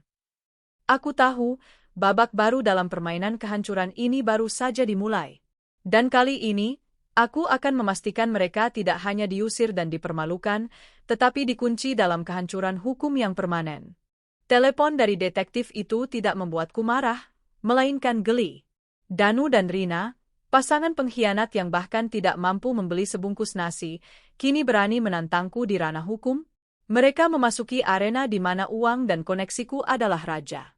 Aku segera memanggil tim hukumku, dipimpin oleh Bapak Bramantio, seorang litigator berambut perak yang terkenal di Jakarta. Pertemuan dilakukan di ruang rapat kantornya yang berdinding kaca, menghadap ke pemandangan kota. Aku duduk di ujung meja, mengenakan gaun hitam mahal, terlihat seperti seorang CEO, bukan seorang mantan istri yang dikhianati. Mereka mencari celah hukum, bularas, kata Bramantio, membalik-balik dokumen yang berisi tuntutan absurd dari Danu. Mereka mencoba membatalkan perjanjian harta gono gini dengan alasan tekanan emosional yang ekstrim dari pihak Anda yang menyebabkan Danu menyetujui perjanjian di bawah paksaan. Aku tertawa. Tawa yang dingin dan meremehkan. Paksaan? Dia sendiri yang menandatangani semua dokumen. Tekanan emosionalnya berasal dari fakta bahwa saya mencabut semua aksesnya ke rekening bank. Dia tertekan karena harus bekerja, bukan karena saya. Tepat, Bramantio tersenyum tipis. Gugatan mereka lemah, sangat lemah. Mereka tidak punya pengacara yang layak. Mereka hanya mencoba menakut-nakuti Anda. Tapi ada satu poin yang harus kita perhatikan, hak asuh anak. Mereka mengklaim anak Rina adalah anak biologis Danu, dan mereka ingin mengajukan tuntutan hak asuh, mungkin untuk mendapatkan uang tunjangan. Ini adalah titik paling menjijikkan dari seluruh rencana busuk mereka. Menggunakan seorang bayi untuk meraup kekayaan. Lakukan tes DNA, perintahku. Danu dan saya tidak memiliki anak. Saya tidak peduli siapa ayah anak itu, tetapi pastikan secara hukum Danu tidak memiliki hak apapun, baik hak asuh maupun tunjangan. Gunakan itu untuk menghancurkan klaim mereka tentang keluarga baru yang sah. Bramantio mencatat. Saya punya rencana serangan balik, Bu. Kita tidak hanya akan menangkis gugatan mereka. Kita akan menyerang balik dengan perintah penahanan dan gugatan pencemaran nama baik. Gugatan pencemaran nama baik. Ya. Kita akan menggunakan rekaman CCTV, laporan Satpam, dan kesaksian dari para tetangga di lingkungan Anda, yang semuanya menyaksikan Danu dan Rina secara ilegal memasuki properti Anda, membuat keributan, dan menyebabkan kerugian emosional. Kita akan menuntut ganti rugi yang begitu besar sehingga mereka tidak akan pernah bisa membayarnya. Ini akan menjadi hukuman hukum yang abadi. Aku mengangguk. Ini bukan lagi tentang uang, ini tentang prinsip. Ini adalah penghukuman yang harus dikenakan pada pengkhianat. Pertarungan di meja hijau. Sidang pertama berlangsung cepat, tetapi efeknya monumental. Di pengadilan, Danu terlihat lusuh dan kurus. Rina, yang menggendong bayi mereka, tampak pucat dan mengenakan pakaian seadanya. Mereka duduk di sisi lain, tampak menyedihkan, tanpa harapan. Danu mencoba berpidato, mengklaim bahwa aku telah memerasnya secara emosional dan merusak kebahagiaan keluarga kecilnya. Namun, Bramantio dengan tenang menghancurkan argumennya satu persatu. Yang mulia, kata Bramantio dengan suara yang mantap, pihak tergugat, saudara Danu, mengklaim paksaan emosional. Namun, rekaman telepon menunjukkan Danu telah berselingkuh dengan saudari Rina jauh sebelum perjanjian perceraian ditandatangani. Lebih lanjut, kami memiliki bukti transfer uang dalam jumlah besar dari Danu kepada Rina dan ibunya, yang dilakukan setelah dia menyetujui pembagian harta, menunjukkan bahwa dia memiliki uang tunai yang cukup yang dia gunakan untuk menyuap ibu Rina, bukan karena dia tertekan. Semua klaim Danu tentang ketidakadilan langsung runtuh. Kemudian, Bramantio mengajukan bukti yang paling mematikan. Laporan pengadilan warga, dokumen resmi yang mencatat bahwa Danu dan Rina telah diusir karena skandal asusila dan pelanggaran properti. Tes DNA, hasilnya menunjukkan bahwa Danu bukan ayah biologis dari anak yang digendong Rina. Ketika hasil tes DNA dibacakan, Danu menoleh ke Rina dengan ekspresi kaget dan marah yang nyata. Rina hanya bisa tertunduk, air mata mengalir membasahi pipinya yang kotor. Ruang sidang menjadi sunyi. Pengkhianatan yang mereka lakukan satu sama lain kini terkuak di depan umum, di pengadilan. Mereka tidak hanya saling mengkhianati denganku, tetapi Rina juga mengkhianati Danu. Kehancuran abadi. Putusan pengadilan jatuh seminggu kemudian. Gugatan Danu ditolak total, perjanjian perceraian dan pembagian harta dinyatakan sah dan mengikat. Gugatan balik laras dikabulkan. Danu dan Rina dinyatakan bersalah atas pencemaran nama baik, perusakan properti, dan menyebabkan kerugian emosional. Mereka diwajibkan membayar ganti rugi dalam jumlah yang fantastis. Perintah penahanan tetap, Danu dan Rina dilarang mendekati Laras atau memasuki propertinya untuk selamanya. Status anak, Danu tidak diakui secara hukum sebagai ayah anak tersebut. Klaim hak asuh mereka gugur. Aku tidak mengambil uang ganti rugi itu, karena aku tahu mereka tidak akan pernah bisa membayarnya. Yang penting bagiku adalah kehancuran hukum itu sendiri. Denda yang tidak terbayar itu akan selamanya menggantung di atas kepala mereka, merusak riwayat kredit mereka, dan memastikan mereka tidak akan pernah bisa lagi memiliki aset, bahkan kartu kredit. Mereka terkunci dalam kemiskinan abadi, bukan karena uangku, tetapi karena putusan hakim. Di luar pengadilan, saat aku berjalan ke mobilku yang dikawal, aku melihat Danu dan Rina duduk di bangku. Mereka tidak lagi saling berteriak, tidak lagi saling menyalahkan. Mereka hanya duduk dalam keheningan yang beku, menyadari bahwa permainan telah berakhir. Mereka telah kehilangan segalanya, termasuk satu sama lain. Aku masuk ke mobil, dan sopirku melaju. Kemenangan ini terasa lengkap, sempurna, dan mutlak. Aku telah memenangkan properti, karir, dan sekarang, sistem hukum. Aku telah menghapus Danu, Rina, dan semua jejak mereka dari hidupku, mengubah mereka menjadi status resmi, tidak penting dan terhukum. Namun, di kursi belakang mobil, aku menyentuh bekas luka tak terlihat di hatiku. Aku bebas, aku kuat, dan aku kaya. Tapi aku juga sendirian, dan aku tahu bahwa membangun kembali kepercayaan, menemukan kedamaian di tengah kehancuran ini, akan menjadi babak terberat dari hidupku. Setelah keputusan pengadilan yang mematikan itu, aku seharusnya merasakan euforia yang tak terhingga. Aku telah menang dalam setiap lini pertempuran, moral, sosial, finansial, dan hukum. Danu dan Rina bukan hanya telah dikalahkan, mereka secara resmi dihapus dari kehidupanku dan terkunci dalam kehancuran permanen. Namun, di dalam rumah yang kini begitu sunyi dan mewah itu, yang kurasakan hanyalah kekosongan yang dingin. Kemenangan ini datang dengan harga, rusaknya jiwaku. Aku telah menghabiskan waktu berbulan-bulan hidup dalam kewaspadaan, merencanakan setiap langkah Danu dan Rina. Meskipun mereka kini dibelenggu oleh perintah penahanan dan hukuman finansial, paranoia itu menolak untuk pergi. Setiap malam, aku terbangun karena suara kretek yang kupikir adalah langkah kaki Danu di teras. Aku memeriksa CCTV berulang kali, memastikan gerbang terkunci rapat. Aku tidak lagi percaya pada ketenangan. Aku tahu bahwa di balik senyum paling lugu, bisa bersembunyi pengkhianatan yang paling menjijikkan. Aku tahu aku membutuhkan bantuan. Aku telah berhasil menghancurkan mereka, tetapi mereka berhasil merusak sisi terindah dari diriku, kemampuanku untuk mempercayai. Aku memutuskan untuk berkonsultasi dengan seorang psikolog klinis yang direkomendasikan oleh kantor. Awalnya, aku datang hanya untuk memastikan bahwa aku normal dan bahwa amarahku dapat dibenarkan. Tetapi sesi-sesi itu perlahan membantuku menyadari bahwa pembalasan dendam, meskipun memuaskan, adalah emosi yang menghabiskan daya. Laras, Anda telah mencapai keadilan, kata Dr. Nania, psikologku, suatu sore. Tetapi keadilan dan kedamaian adalah dua hal yang berbeda. Anda telah memenangkan perang, tetapi Anda masih berada di medan pertempuran karena Anda membiarkan kebencian itu tetap tinggal di dalam diri Anda. Selama Anda masih mengawasi kehancuran mereka, Anda masih terhubung dengan mereka. Lalu apa yang harus saya lakukan? Saya harus memastikan mereka tidak kembali, balasku, defensif. Anda telah melakukan semua yang Anda bisa. Hukum, uang, dan masyarakat telah melakukan sisanya. Sekarang, saatnya Anda mengalihkan fokus dari memastikan mereka jatuh, menjadi memastikan Anda terbang tinggi. Membangun kembali diri. Saran Dr. Nania menjadi mantra baruku. Aku mulai melepaskan diri secara perlahan. Aku meminta detektif swasta untuk menghentikan laporannya. Aku mengunci semua rekaman, CCTV, dan dokumen pengadilan ke dalam brankas di bank. Aku tidak ingin lagi memiliki bukti fisik tentang masa lalu yang kotor itu.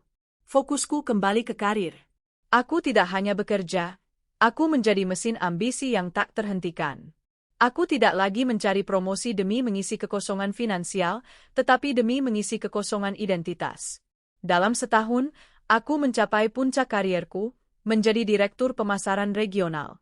Aku membeli properti baru, sebuah apartemen mewah di jantung kota. Aku tidak menjual rumah lama, aku menyewakannya. Aku meninggalkannya sebagai simbol kekuatanku, sebuah piala keagungan yang tidak akan pernah bisa mereka sentuh lagi. Pindah ke apartemen baru yang tidak memiliki kenangan kotor Danu dan Rina adalah langkah besar menuju penyembuhan.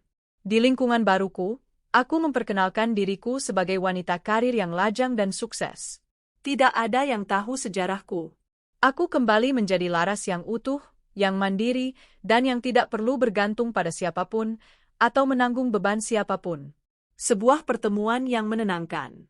Aku mulai mencoba menjalin hubungan lagi, tetapi aku sangat berhati-hati. Kencan pertamaku selalu berakhir dengan kecurigaan. Aku terlalu cepat menghakimi, terlalu cepat menarik diri. Aku tahu ini adalah efek samping dari pengkhianatan Danu dan Rina.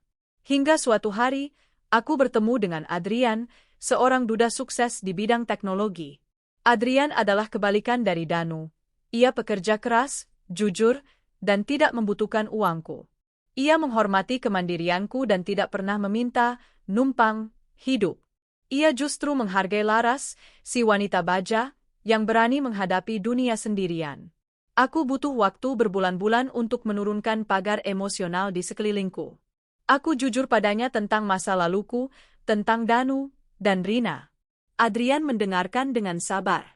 Kamu telah melalui trauma yang luar biasa, Laras, katanya suatu malam.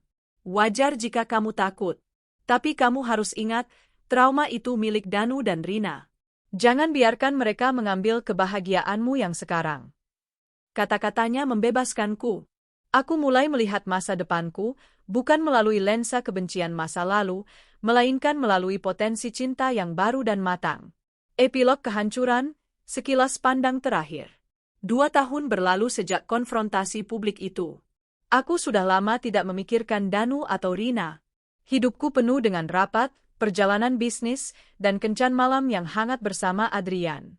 Suatu sore, saat aku sedang mengemudi melintasi jembatan penyeberangan di kawasan Kumuh, Jakarta, di tengah kemacetan yang pekat, pandanganku jatuh pada keramaian di bawah jembatan layang. Di sana, di pinggir jalan yang kotor, di antara tumpukan gerobak rongsokan dan pedagang kaki lima, aku melihat mereka. Danu. Ia terlihat jauh lebih tua dari usianya. Pakaiannya lusuh, rambutnya panjang tak terawat, dan wajahnya dipenuhi kumis tipis yang kotor. Ia sedang mendorong gerobak rongsokan yang penuh dengan kardus bekas. Di sampingnya, Rina berjalan sambil menggendong bayi yang kini sudah agak besar, mungkin sudah berusia 2 tahun. Rina juga tampak sangat menyedihkan. Pakaiannya kotor dan robek. Keharuman bunga yang dulu pernah menggangguku kini telah digantikan oleh bau keringat dan debu jalanan. Wajah cantiknya hilang, digantikan oleh ekspresi keputusasaan yang permanen. Bayi itu, yang Danu katakan, jagoan ayah, terlihat kurus, mengenakan pakaian yang tidak layak. Mereka berdua berjalan perlahan, berdebat pelan di tengah kebisingan kota, saling menyalahkan. Mereka tidak memiliki apapun. Mereka tidak memiliki pekerjaan, tidak memiliki uang, dan tidak memiliki rumah. Mereka hanya memiliki aib abadi yang dipaku oleh putusan pengadilan. Mereka begitu sibuk dalam kemiskinan mereka sehingga mereka bahkan tidak menyadari mobil mewahku melintas di atas mereka.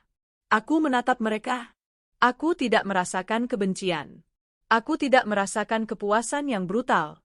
Aku hanya merasakan kekosongan yang damai.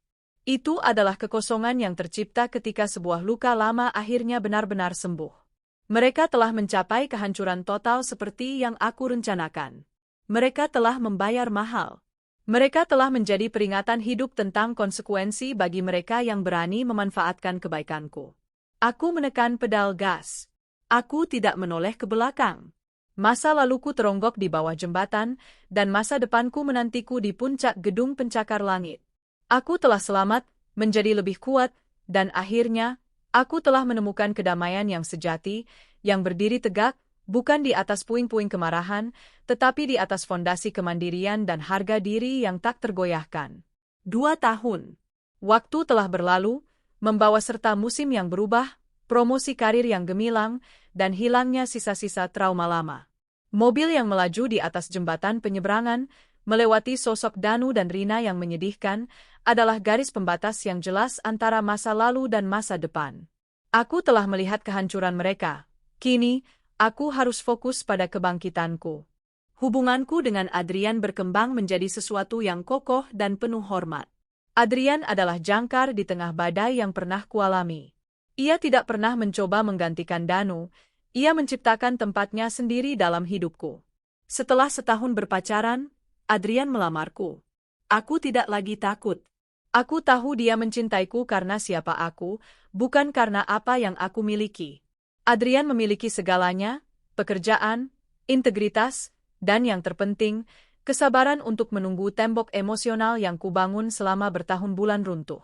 Pernikahan kami sederhana namun elegan, dilakukan di sebuah kapel kecil tanpa gemerlap pesta mewah yang tidak perlu. Kami hanya mengundang teman dan kolega terdekat yang tahu betapa kerasnya aku berjuang untuk sampai pada titik ini. Adrian adalah orang pertama yang membantuku melepaskan sisa-sisa kebencian yang masih kusimpan. Kau harus melepaskan dendam, Laras, katanya suatu malam, sambil membelai rambutku. Bukan demi mereka, tapi demi dirimu. Dendam itu adalah rantai yang masih mengikatmu pada mereka. Aku mengerti. Aku telah menggunakan kebencian sebagai mesin untuk bergerak maju, tetapi kini mesin itu hanya menghasilkan asap. Aku harus mematikan mesin itu agar aku bisa terbang. Aku menjual rumah lamaku, rumah yang menjadi saksi bisu pengkhianatan dan kehancuran. Uang hasil penjualannya kuinvestasikan untuk modal usaha kecil milik Adrian. Dengan menjualnya, aku secara resmi memutuskan semua ikatan, bahkan ikatan geografis, dengan Danu dan Rina. Kami pindah ke sebuah penthouse yang menjulang tinggi di Jakarta. Dari jendela kamarku, kota terbentang luas di bawah, sebuah pemandangan yang melambangkan kekuasaan, kesuksesan, dan kedamaian baru. Di ketinggian ini, aku tidak perlu lagi khawatir tentang suara kretek di jendela dapur atau aroma parfum murah yang menyengat. Kehancuran yang terukir abadi. Meskipun aku sudah melepaskan diri, sesekali, aku mendengar kabar tentang Danu dan Rina melalui jaringan lama dan detektif swasta yang kadang masih memberiku laporan kecil yang tidak kupinta. Danu dan Rina tetap terperangkap dalam kehancuran yang kuciptakan. Tanpa kemampuan untuk membayar denda gugatan balik yang fantastis, nama mereka secara permanen tercatat buruk dalam sistem kredit dan catatan sipil. Mereka tidak bisa lagi membuka rekening bank, mengajukan pinjaman, atau mendapatkan pekerjaan formal. Mereka adalah hantu sosial, dibebani utang legal yang tak terbayar dan aib yang terukir. Mereka berdua pindah dari satu tempat kumuh ke tempat kumuh lainnya, hidup sebagai pemulung dan pengemis yang sesekali mencoba pekerjaan kasar yang tidak membutuhkan identitas resmi. Bayi itu, yang seharusnya menjadi sumber kebahagiaan mereka, kini menjadi beban terberat. Kabar terakhir yang kudengar, Danu dan Rina tidak lagi bersama.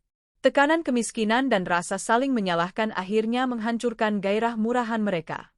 Mereka berpisah, saling melempar tanggung jawab atas anak itu. Danu pergi ke suatu tempat di Jawa Timur, meninggalkan Rina dan bayinya. Rina, tanpa dukungan, terpaksa menitipkan anaknya pada ibu Rina yang juga sudah sangat tua dan sakit-sakitan, dan kini bekerja sebagai buruh cuci di pasar gelap. Mereka telah kehilangan harga diri, keluarga, uang, dan akhirnya, satu sama lain. Aku telah berhasil menghancurkan mereka dengan sempurna, menjadi orang-orang buangan yang kehilangan kesempatan untuk hidup layak, persis seperti yang telah kurencanakan. Pelajaran hidup sang pemenang. Aku berdiri di balkon penthouse, memandang ke bawah. Jakarta adalah kotaku, dan kekuasaan ada di tanganku. Kisah curiga ketika pembantuku hamil sebelum menikah bukanlah hanya kisah tentang pengkhianatan, tetapi juga kisah tentang pelajaran yang mahal. Kemandirian adalah kekuatan sejati. Jika aku tidak memiliki karir dan uang, aku akan menjadi korban yang lemah. Uangku bukan hanya membeli kemewahan, tetapi juga membeli keadilan, perlindungan, dan kekuatan untuk menghancurkan pengkhianat. Jangan biarkan parasit hidup. Aku belajar bahwa kemurahan hati tidak boleh disalahgunakan.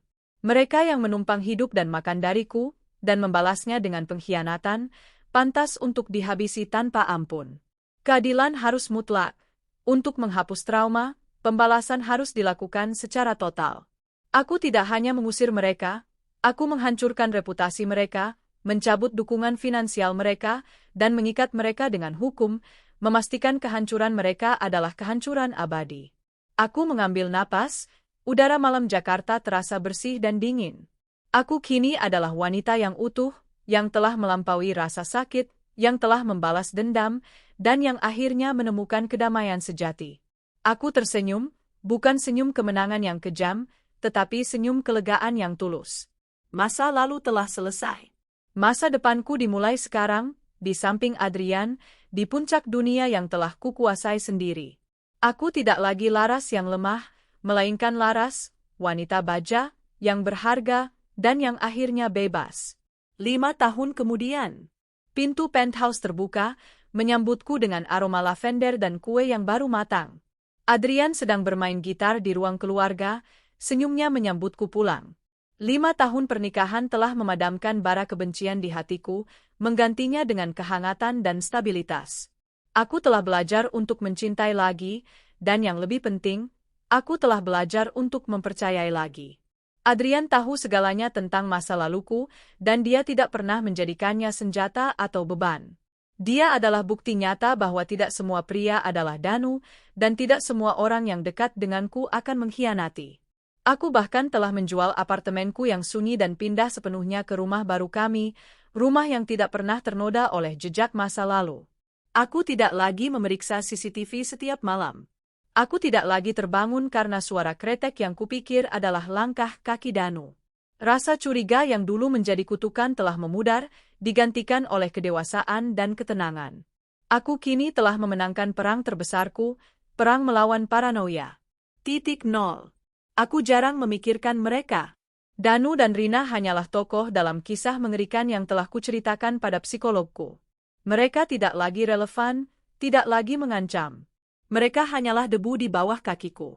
Namun, sekitar 3 tahun setelah aku melihat mereka di bawah jembatan, aku menerima satu laporan terakhir, yang kupinta bukan karena dendam, melainkan karena kebutuhan akan kepastian total, 0 yang absolut. Laporan itu singkat dan final. Danu, yang terus hidup dari kejahatan kecil dan mencoba peruntungan di kota-kota pelabuhan, akhirnya tertangkap tangan oleh polisi saat mencoba merampok sebuah toko grosir kecil di pinggiran kota Surabaya. Ia dipenjara. Ia dihukum berat karena riwayat kriminalnya yang diperparah oleh putusan perdata di Jakarta yang mencantumkan statusnya sebagai bad debtor dan pelanggar hukum. Sementara itu, Rina, yang terpisah dari Danu dan tidak mampu lagi menafkahi bayinya yang sakit-sakitan, terpaksa membuat keputusan yang menghancurkan. Bayi itu, yang sangat mirip dengan Danu, akhirnya diambil alih oleh dinas sosial setempat setelah kondisi gizi buruknya dilaporkan oleh tetangga yang iba. Rina menghilang. Ia pergi tanpa jejak, tanpa alamat, kembali menjadi sosok tanpa identitas, mungkin kembali menjadi buruh harian di pasar gelap, atau mungkin menjadi tunawisma. Ibu Rina meninggal setahun kemudian karena sakit tua dan kesedihan yang tak tertanggungkan atas aib keluarganya. Mereka telah mencapai kehancuran yang total, kehancuran yang tidak hanya finansial atau sosial, tetapi eksistensial. Danu di balik jeruji besi, Rina menghilang tanpa jejak, dan anak haram yang menjadi benang merah kehancuran mereka kini tumbuh di bawah pengawasan negara. Tidak ada lagi yang tersisa. Tidak ada lagi yang bisa kembali. Tidak ada lagi yang bisa kubalas dendamnya. Cahaya di atas kota.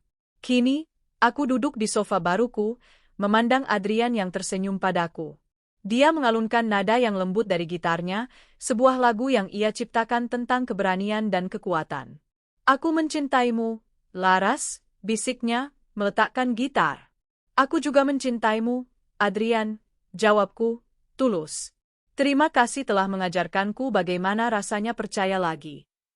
Aku menutup mata sejenak, mengenang perjalanan panjang dari kecurigaan, amarah, pembalasan, hingga kedamaian ini. Kisah curiga ketika pembantuku hamil sebelum menikah kini benar-benar telah selesai. Semua tokoh utamanya, Danu, Rina, Jaka, Ibu Rina, telah mendapatkan nasib yang setimpal dengan pilihan mereka. Aku, Laras, sang pemilik rumah, sang pekerja keras, telah memenangkan segalanya dan berhasil keluar dari reruntuhan pengkhianatan dengan membawa mahkota keadilan dan kemandirian.